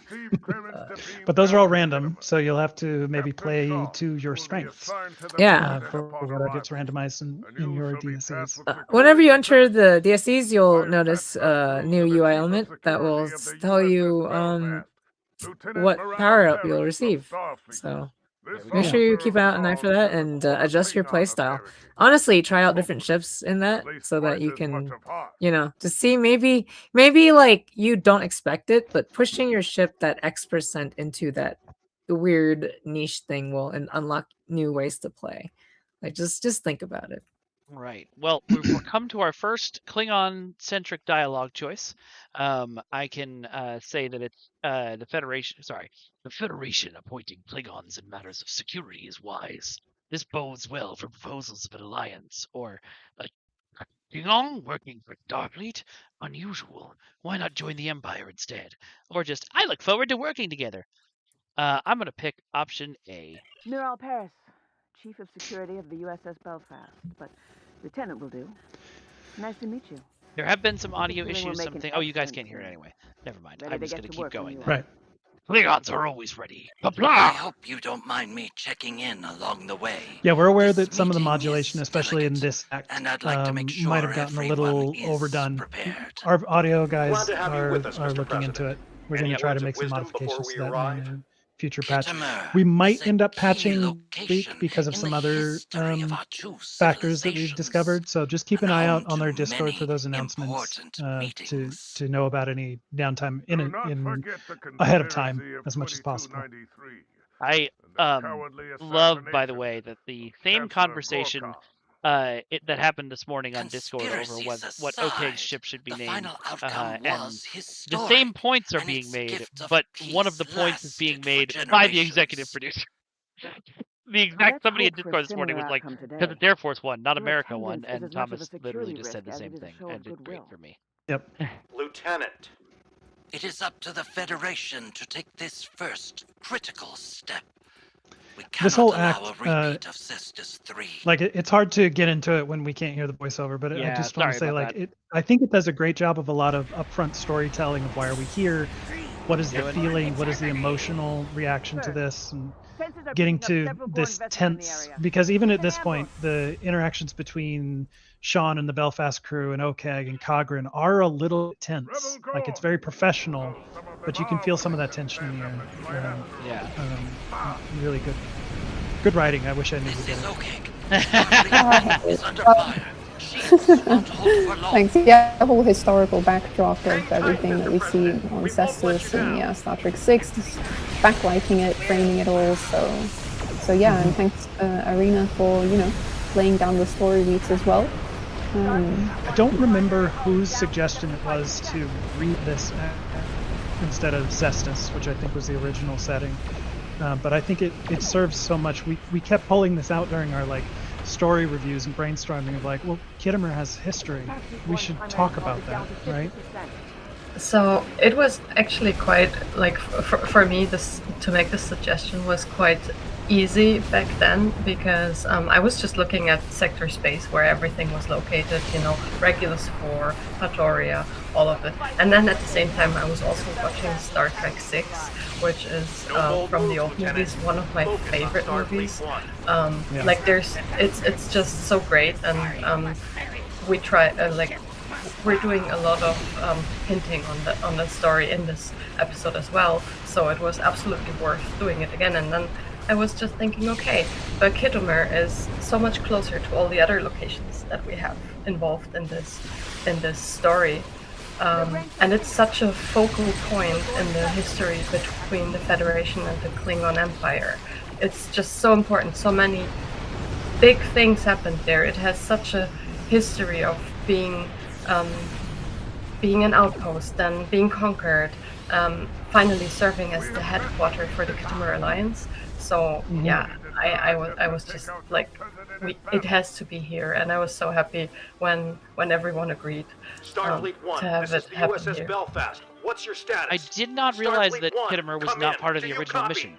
Mr. President, do you copy? Yeah. Forgive me. Actually, I don't remember if it was Cestus. It was kind of an unnamed. It was Regulus 4, so. And that's Federation space, actually. It was in the Federation embassy there. Right. Oh, wow. Okay. Somebody asked... Oh, yeah, okay, you already answered that in chat. Great. Perhaps they temporarily disabled their comms to redirect energy as you suggested. Starfleet 1. This is the IKS Qatar A. What's your status? And USS Belfast, an optional mission here. IKS Nema. This is the President. We're all right. Just a bit shaken up. So that's really interesting. And I don't know if you want to talk about this a little bit, Arena. I didn't even see that there was an optional objective. I should have kept my eyes over on the right side of the screen. So that's one of the decision points that we run into in this mission? So it's not a decision point. So basically nothing really bad happens, right?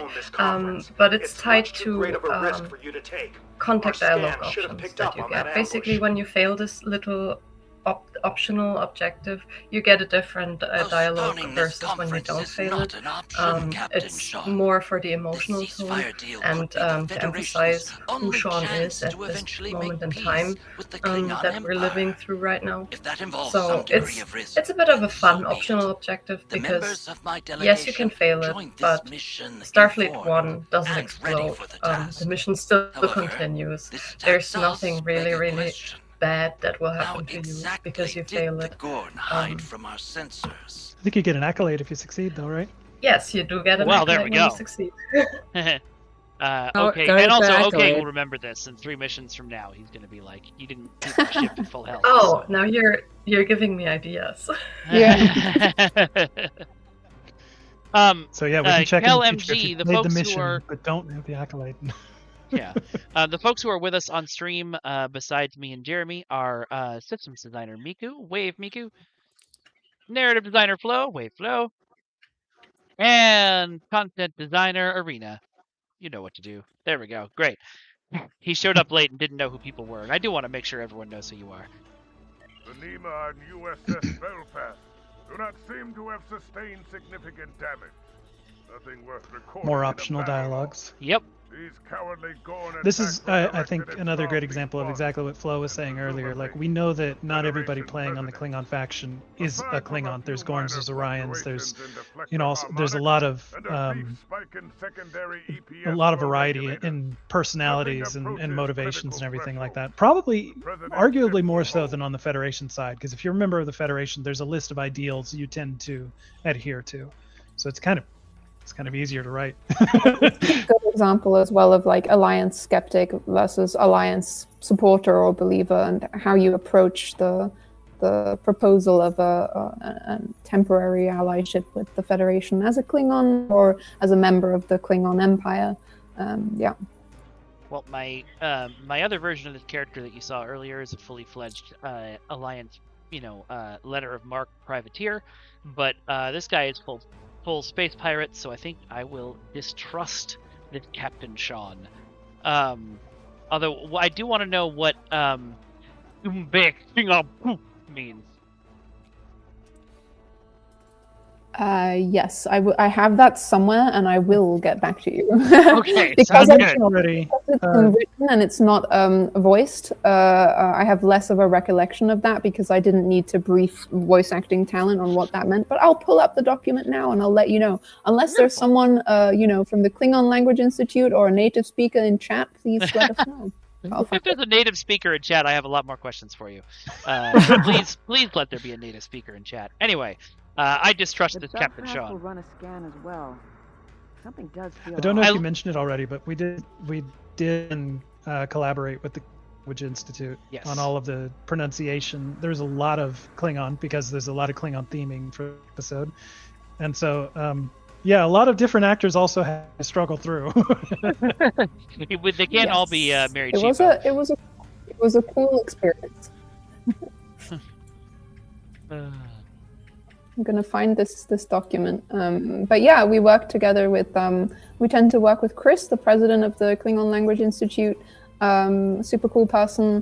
It typically starts with me reaching out and being like, "Hey, there's gonna be some, Klingon language content in the upcoming launch," and we back and forth. I prepare a document with everything that we plan to include in the release, in the unvoiced lines, and in this case, like Arena provided a lot of her ideas on what she wanted different characters to say and different expressions that we found on the Klingon Language Institute's site as well, and just double checking them with them and getting we actually get voice references sent back from Chris, and I then collect them all. We send them out as references to the talent, but I also learn them so that when I'm directing, I am doing the whole and I have to, we go through all of that. And it's the family stream. Yeah, it was pretty rude. I did swear in that one. So. Oh no! We won't play it on the stream because I did not give her permission to do that, but we do have audio of Flo singing the song from the trailer, and it's very nice. Thank you. Well, it is actually in the background in the teaser trailer. They left it in there. Spoiler, that's me, which is a decision, and we did it. But yeah, it was fun, sending the reference in for that. It just dawned upon me one day that, I think someone has to do this. Hang on, I think it has to be me. So yeah, I sent that off. Luckily, it worked out just fine. And then, but yeah, having like Robert Picardo listen to it in the booth and like hearing myself was equal parts cringe and amazing. So yeah, and he really. I think it's amazing. I agree. Thanks. I think your version is amazing and beautiful, and I am deeply offended that you didn't think of me to sing a Klingon song. We're in a fight now. No. We're saving I- it for the grand reveal, Mike. I mean, we can't drop it in now. We got to save it for future content. Well, see, we hadn't told you yet, Mike, but we're actually going to ask you to make a music video, a rock opera Fantastic. version of the song. We did briefly talk about that, like trying to get Jason to cover this song again or something like that. But yeah. There was a Thomas Maroney. Geez, yes, that's his full name. Thomas is still in chat. And said that there was a funny story about a voice actor who thought Klingon was Russian. Ah, Is there more to that story, or is that just it? The I think that's Federation probably is it, as far as I know. I guess I don't want so. to call out the actor. Oh yeah, no, for sure. Once you have arrived, All right, I've it got is another one Paris for will you, meet on security measures, Flo. but do Let's not see. rely on Whoa. her. She is not You of the whoa. Empire. All right, Remember I'm that. in there now. The In first one face you of had was unexpected Klingons do damage, not act with procrastinate, resolve. which is great. Roll Oh, That Then- is great. that is yeah. This one, let me see, because it's not always written the way that I think You'll it. Trust walk but like verify. you. Trust but verify. Yeah, so better Ah. due diligence here. Yes. It's great. Obviously, like Shakespeare, another idiom that was created originally in Klingon. Of course. And you will see these similar references crop up during the episode, so stay tuned. Are these? Yeah, these are cool. Come on down, gang. It's 2 TAC officers, but that's fine. We're going to be doing a lot of drop kicking in this mission, I'm sure. I mean, it's a peace conference. There's no combat. Stats. Stats 71. We talked about that a little earlier. The fact that there's an additional bar in your HUD is a bug, and we're looking at fixing it. Morale, or should I say, Lieutenant Paris. Yeah, unfortunately, it didn't show up on our Doctor, I've testers missed you. machine, so You haven't we're trying to aged a figure out day. why it's got variable repro. It doesn't show up for everybody that way. I know that every time Well, we do one of I am those, afraid it that's breaks how it poor Weston's works. brain to have to do a But hug. if it would put you at ease, But I'm I so glad we can do add them. an aging subroutine to my matrix. I I also think it love does a lot in that You're moment perfect. to Just remind Yeah. us that these two characters have Are you history part of the together, President's right? delegation? Yeah. Right That's off the right. bat. As Yeah. the leading expert I also love on the Starfleet species Academy reference to 3472, his aging matrix. President Okeg is hoping Mhm. Thank that you. sharing Yeah, our that was research fun. with the We Klingons just like will Arena, right? Like make rewatched a up lot of for our Voyager, but also dismissal of Starfleet the Academy. unknown It's always very interesting to This, see and the what ceasefire someone ends will hopefully becoming, lead to and then lasting trying to peel peace that back between and our people. go back The to like, Doctor well, pioneered who were they research before on that, the and can we still unnamed hint at Voyager. the future that It is was to come? So. considered Yeah, revolutionary, that's awesome. both then I wonder and what now. eventually made him decide to add it. It is a Sexy Space Pirate pleasure alert. to meet you, especially after your crew's incredible performance. I'm very in the proud of this Kittery outfit. My system. chat helped me develop it, and this is how I want to But dress every now- day in On real with life. Your security tasks and prepare There's for the the conference. Babat bling. You're gonna have to Doctor. figure out if you want to fit any of that into this outfit. Oh, the shoulder pads are coming with me. I might replace that gold if I can do one at a time, which I think I can. I might replace that gold shoulder plate on the shoulder pad on the We left, meet but I at might do last, both of these face too. to face. I'm thinking Your about it, name echoes through the and I might Empire's use the ranks. jacket for one of my They say pirate you bridge bow officers. to no one, not even your commanding I'm so glad you're playing officer. this as a Klingon, by the way, because I think this is an experience that not everybody will default to. Yeah. Like, That's you what know, he our deserves. metrics say that we have They, much the far fewer Federation, would Klingon have us players. believe we are So I think it's cool. We surrounded get to by show off the worthier extra allies. writing and characterization I that we Yeah. did, not just for So Kagran, but the player themselves Lieutenant Paris with will these brief variable you. different Make sure she responses. does so There's a reliably. tutorial reference in here as well, you Task might at see. hand. Yeah, I saw Mhm. that. That's Control the awesome. area and rule Hagrid, out any congratulating foul you for play. killing your dishonorable jerk of a captain. I was Mhm. gonna say earlier, what I like about these dialogues, you were saying, giving the player a chance to develop their character, even if it doesn't directly affect the story.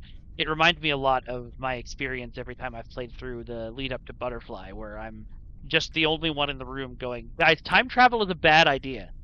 Guys, time travel is okay. You're doing it. I said something. Let's see. I'm gonna keep with Did the we end up- mistrust. Go ahead. Did we end up putting the option for Romulan KDF in here? Yeah, we did it. It's Yeah. just a little bit of an That's Easter egg exciting. because Cogran refers to you just, dismounting or killing your commanding officer, but Romulans don't do that. Mhm. So Yeah, it's just that was I think you have among- used with someone else. That was pointed out in the playtest, I think, and it was. I think we sort of like soft deemed it like, well, okay. But then Arena and I kind of looked at each other and were like, we want to fix that, right? And yeah, we did get it in, I think. Yeah. Nice. All right. Well, I'm going to keep distrusting the Federation, so I'm going to say, Ma, you seem honorable, Cagran. I hope the same could be said of the Federation. I will find this lieutenant. I don't know if that pause and emphasis was what you imagined, Flo, but different actor interpretations. It's nice to put a real face to the name. We need to secure the I building. loved it. I recommend starting with the courtyard in the next room. Oh, As some people and in the keep chat mind, have noted, and I think we mentioned we're in a earlier, this is a melting whole pot new of head different sculpt cultures and for delegations Morale right and for the now, but Doctor. let's try to stay focused. I think Keep our Phil distance. was saying that for the Doctor, they didn't do as much from scratch, but they did like go back to earlier high poly hold it right there. sculpts and Just basically a moment. rework it from point Greetings. into a I better am the version emergency than what we medical have in the hologram game. Mark I. Yeah, because we always start with like a very high high pleasure poly to meet anyway you, version of I am somebody's sure. face, and then If I we may have to offer a make it work with recommendation, the game. And so while now I since the doubt game you can will handle encounter more, any we can go Undine back to the original infiltrators files. here, you may still find my latest research. I'm pretty sure though that Morale was Should you wish to pretty much test remade it out. Yeah. from the Here ground up. is a parameter The Doctor you was may more of use a to optimize your tricorder force revamp species of the existing stuff, but Morale was biosignature detection. rebuilt to look more like her The actual science behind it actual is face. nothing short of remarkable. By the way, The settings account we for we polyfluidic. didn't make a big deal of it at the time, obviously, but Lisa Lucero shared a picture of her during recording on Instagram, and you can clearly see that it's a Star Trek Online script. And what's more, you can clearly see Thomas and I think Flo on the screen behind her. Yep. And none of y'all picked it up. None of y'all Well- have missed it. Y'all in chat. I mean, you guys didn't need to pick it up, but I was so surprised actually, that I nobody was saw- like. Oh, go ahead. So I didn't see them pick up on the fact that it was Thomas and Flo on the screen, but I I'll did see follow your people lead. text off of the script that was on page, and they were managed to get like of a Gorn assault out of the script Funny. that was on there. Yeah. Oh, I like these new optional dialogue icons. Is that just for this mission, or did we put that in for older missions with optional talks too? That's game wide now, and that was That's actually awesome. Thomas came up with that. We The realized kind of importance in this today's room conference cannot that the be icons between overstated. like this is a necessary I am mission grateful for NPC your and this is an optional assistance in dialogue were orbit. very visually similar Please, Yeah. and with hard my to even thanks tell to apart your from one crew. another. So The Gorn Thomas attack decided to take the initially appeared initiative to be an to attempt at recreate one of those disrupting our icons to be more conference visually and taking distinct. out Star So yeah, Fleet you'll see One. this game wide now. However, That's awesome. Also, for this believe option intelligence has specifically to in this take- contact window, you get some variable text depending on who you're playing as. So look out for that. Oh, cool. Ambassador Jiro Sugihara of the Federation Diplomatic Corps. I have to admit that Fan the favorite? Sugihara is one of those Question mark? guys who just Undine pops infiltration in all the of time. Gorn hegemony. And I keep don't going, agree oh, right, with I the forgot war you they existed. waged. But you're right, he Diplomacy might be a and deep peaceful fan favorite. negotiation should come first. Not always. really. He's a fan unfavorite, to be honest. He's okay. kind of a blabbermouth. All right. But he's There is- important. He is like Klingon the ambassador to the intelligence Klingon interrogated Empire, Oak so King's Yeah. people he's got to be before there. their arrival, with the thoroughness the Empire well. All right, I'm going to No skip note. through these, not because of disrespect to appreciate the you folks doing who your are due writing, but because we can't hear them. Although Commander Burgess has a great voice. Who does Commander Burgess? Flo, do you know? Or Yes, Arena? let me actually yeah, I have it all here. I do want to be able to shout out all the voice talent we work with as well, because it is like an incredible Yes. amount of people actually that we worked with for this release, and so I guess it's fun. And also several people voice, yeah, it's John St. John, obviously, sorry I should say that, but yeah, who also voices Bavat. So there's kind of like a fun thing going on there. I've Yeah. never hidden my hybrid nature. As my godfather, the doctor encouraged the me to be pop-up proud of this text part there of was myself about a and Klingon taught in me a the Starfleet meaning of uniform, self-worth. and I thought that was a Truth be bug told, until I remembered that I'd Miral rather was be back standing in right the next to me. Belfast right now. I'm chief of security, not a diplomat or an Yeah, envoy. this whole section I think Still, is really fun. My being here. Like when you're scanning, you get to basically eavesdrop on the other participants that are there. They're not really talking to you. It's just things that you're picking up while doing your security sweeps. I think it's a really great way to do a little bit of ambient world building, to hear Let's about scan this how room. other people are responding to the conference and what their feelings are on all of this. Yeah, that's a neat way to do it. Just like ambient text. It reminds me a little bit of in Hitman and in First Light. There's a mechanic where you can just kind of like lean against a wall and listen to Another conversations for rebel a bit. attack in Klingon space. Yeah, I think it's inspired by. Maybe I've got my references mixed up, but I think Flo, you mentioned like a Sherlock Holmes game or something. Yeah, I know. I keep mentioning it all the time, but I really like this game. It's the Sherlock Holmes detective series by Frogwares. I just love the UI and the narrative and how they built everything there. And they've got this gossip mechanic where you press an ear and you listen in. People are saying, and you've got to pick the right option. So we kind of did like a lighter version of that. Arena and I were calling it the gossip mechanic for a while, and it feels appropriate, right? When you're going around a security, performing security detail tasks at a very important high-stakes peace conference, there's going to be gossip. People are going to talk about whether they agree with all this or not in hushed tones or shouting, maybe. And you're there to listen to all of it and get. Shout out to the original episode there. Ambassador Koss made an appearance. In the original, the old version, Ambassador Koss was one of the NPCs that kind of followed you around for a little while and was your buddy for a portion of the episode. Now as the timelines change. Writing the speech bubbles was fun as well. Like Arena and I worked on that together. So there are the mini contacts, but then also if you stand around and look at all of the speech bubbles, there's a lot to be garnered from there. I just realized I can turn off audio so I don't have to try and listen to both things at the same time, since no one is listening to audio right now. Genius move. That's really cool. As a giant Sherlock Holmes fan, I've never played any of the Sherlock Holmes video games because I always assumed they would be not great. So to hear that those are great, I'm gonna have to seek those out. I'm gonna follow up with you on that, Flo. Oh yeah, you totally have. Flo and I sometimes play games together, just to showcase what different types of games we like. And she showed me the Sherlock Holmes games. I showed her parts of Return of the Obra Dinn, for example, which is one of my all-time favorites as well. Yeah. So yeah. Well, and both of those references led to, this is a bit of a callback, but back in Axiom, right? Yes. The little holographic vignettes that you experienced there. Cool. That was very much inspired by that game as well. That's very cool. I'm curious if this piece of dialogue is Klingon only, where I am sure the Federation also asks her for more details, but this whole thing about you're withholding information and I have to know I can trust you. No, for sure. This is KDF specific. So it'll be the same sentiment, but you definitely won't be as brazen with it, I think, as a member of Starfleet. Nice. But this is very purposeful. Like not everybody that would be playing STO watched Voyager, so we didn't have to have this opportunity to explain who is the Kuma, how do they factor into Klingon folklore and everything like that. And so there's a bunch of optional Voyager dialogue. I know you skipped it because you're not. Yeah. But there's a bunch of storytelling you can engage with if you're interested in hearing all about that. A bunch of optional I'm really looking dialogues forward to going back when I'm not on stream and playing through this again. And I'm sure I'm about to make an Endeavor choice that somebody in chat is going to be like, no, that's not optimal. But anyway, I'm looking forward to playing this again and being able to actually listen to it and take my time with the dialogue. So should we, before you leave that room, should we take a short, a quick look around of who's there?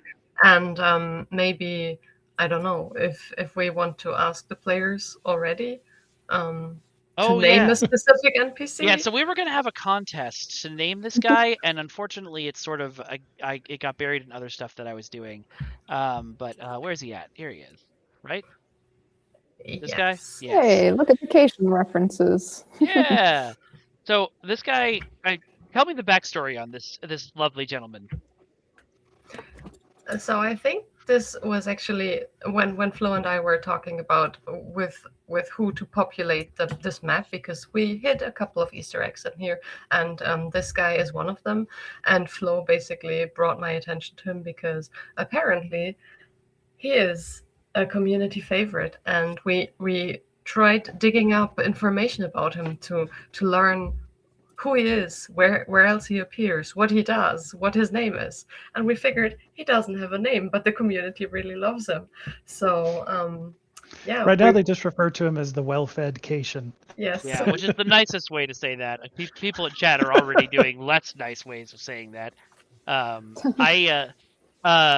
He hates Mondays. Okay, that's pretty good. We did definitely plan on having rules for the contest that were like, you know, let's not make it just No a fat stupid, shaming. like, yeah, not make it a fat shaming joke, and we also aren't going to accept anything that's like Bodie McBoatface. And Cation McCatface Thanks, came in Mimi, for from letting me- Mayo Yeah. as I said that. Yeah. You're fired. Catface. I have no power over that, but you're fired.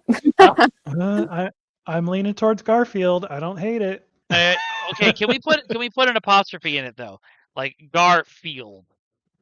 Gosh. Okay. Yeah. Okay. I like that. I like that. All right. Someone find us the Klingon word for lasagna so we can work that into the name. Klingon word for lasagna. But it's become a bit of a meme. Like this character appears everywhere in Quark's Lucky Seven, in the Kittima Discord, A Day Long Remembered, Blue Shift, the Fujiwara Effect. Like, you just keep on showing up in cinematics and hanging out. It's one of those weirdly emergent things about game design, because I'm fairly certain he's just a random costume that somebody threw together into a list that can be randomly pulled by a bunch of different NPCs. Mm-hmm. So the fact that he keeps popping up in the background of all these cutscenes and everything, I think was started as a total accident, but now it's a thing. Are you sure it was an accident? Are you sure? I was told it was an accident, but that doesn't mean it's the whole story. I just want to say to Bavat and the researcher guy there that I too always conduct my secret conversations loudly while standing 4 feet away from each other in the most public place I can. Good job, gentlemen. Maybe it's a ruse. Okay? Maybe it's a ruse. I mean, hidden in plain sight is. Who would guess that they're plotting anything there? Oh no one could have foreseen this. Listen, it's theater, right? Yeah. I mean, we're just here to tell a good story. Sometimes that reality has to take a backseat. It actually is funny because in both theater and film, I often have to try and get the actors to stand closer together. So having them further apart is fun.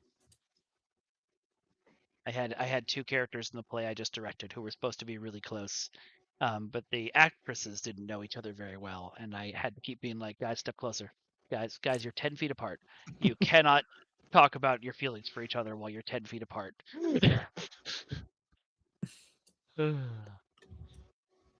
So I have come to a realization here, which is that it's already 1 o'clock West Coast time, and it means it's 4 o'clock East Coast time. We've done at least 2 hours of this stream. If I play through this mission, even skipping through the dialogue, it's probably going to be another hour, isn't it? Probably. We're also going to keep yapping and sidetracking you. Right, as we should, as is written in the prophecy. I mean, the Kubamach is called to tangent on stream. That is their duty. But I also am worried a little bit about our European friends and how late it might be there. I don't actually know that time zone difference. I'm guessing it's close to late. All good. I'm somewhere out in the ether on a crater. So. Oh, okay, great. I'm glad you get such good broadcast strength on Mars. Yeah. I paid extra, but I think what I'm going to do is I'm going to wrap us up here, and then maybe we'll do a full episode commentary on an episode that's dedicated to just that episode, and sometime in the future. But I want to say a huge thank you to Phil and Thomas, who had to leave early, and to Jeremy, Miku, Flo, and Arena, who were all hanging out here for the whole stream. I really appreciate having you guys on, and I'm really glad we got Arena and Flo on for the first time. I hope you guys had fun. You could tell me later if you didn't. I know for a fact that chat really enjoyed meeting y'all, because I saw that in chat a lot. In fact, most of chat at the start of the stream was just people screaming Flo's name at the top of their lungs. So. It's great to be here. Thank you. Well, I am going to find us a raid target. Oh, and I'm going to do a giveaway. Sorry, almost forgot. Giveaway will also occur. So if you would like to be a part of the giveaway, all you got to do is post. I'm going to say anything in chat, and then they're going to start posting the words. It must be in anything Klingon. Oh, yes, yeah, post something in Klingon Klingon in charm. chat. Yeah, there we go. That's not, by the way, we're not holding to that. When I pick a winner, it's going to be random, and so like if somebody's like, but they didn't say anything in Klingon, we were kidding. I'm sorry, guys. But post something. Yeah, Kuvamach works. Am I saying that right, Flo? I'm sort of Klingoning as hard as I can. Yeah, Kuvachmach. The second part of it is harsher than the first. Yeah. Kuvachmach. Kuvachmach. I did Klingon on Duolingo for a while, but it was. Is that really a thing? Yeah. Yeah. Oh, absolutely. Oh, that's cool. Yeah, I decided to focus on Japanese because weeb. But I still did try it for a while. I have always wanted to know Klingon and Elvish, so I could say something really beautiful to someone in Elvish and then immediately curse someone else out in Klingon, or vice versa. Amazing. You should keep playing us. It's hard, but it's worth it. Mike, before you switch to someone else, can I mention all the voice talent who worked on this release? Because they really delivered on the Klingon. So obviously we worked with Lisa Lo Cicero, Robert Picardo, but also John St. John, who does Bavat, and Ethan Burgess, Mark Biaggi, who does the President, Okeg himself, Dave Rivas, who obviously is Captain Sean, Bill Corkery, who's Ambassador Jiro Sugihara, and a bunch of voices, Dave Fenoy, Kagran, and someone else. Keep playing. No, I think. Jason Charles Miller, who does Kamen, and also Brigadier General Antessa from Deep Space Encounters. See how many people we worked with. Rear Admiral Felicia Harrington, done by Lauren Lander, who also did a bunch of other voices and really nailed the Klingon as well. Like props to Lauren. And then Lani, who, yes, she is always with us, and she's with us again for this release. Who she does the Kittimer attendant and a bunch of other voices, as well as very cool Gorn voices. And then, yeah, we've got some reused lines, right, from Ambassador Kaz, and then Dr. Julian Bashir. I think that's not too much of a spoiler because it was in the original content, and we're not gonna, not give that to you guys. So yeah, that is the cast, and they don't get shouted out enough. So I just wanted to put it out there for you.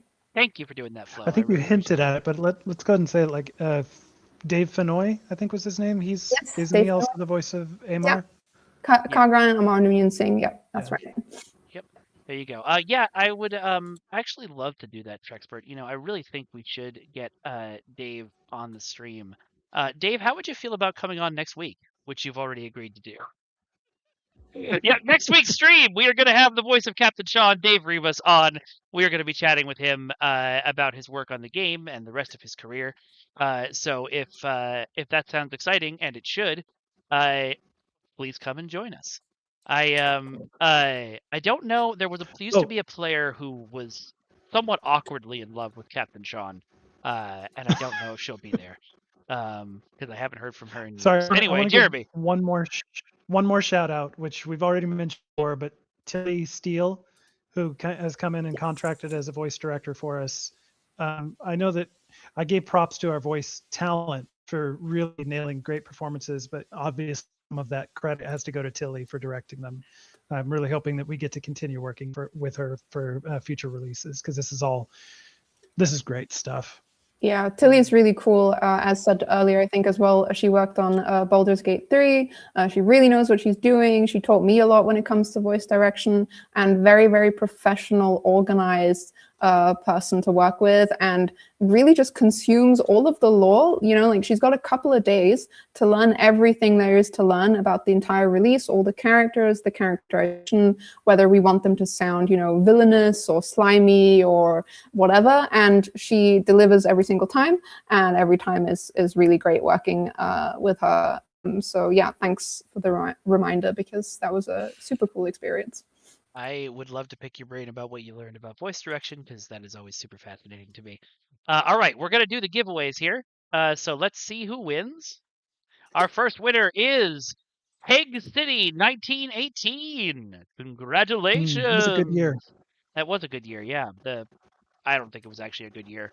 There was probably a lot Probably of not. probably a lot of exploitation of the working class and stuff. Next is I'm gonna butcher this and I'm so sorry. G Cervici or Cervici, something like that.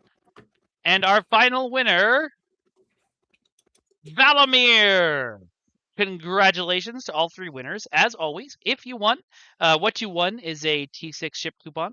And you can either message me on this here Twitch account, so Cryptic Studios, excuse me, or on Discord. I'm Ambassador Kale Returns on there, and you can find me in the official Discord. You can message me. You need to message me the name of the character you want the coupon on, and your account name. So usually that's such and such at such and such.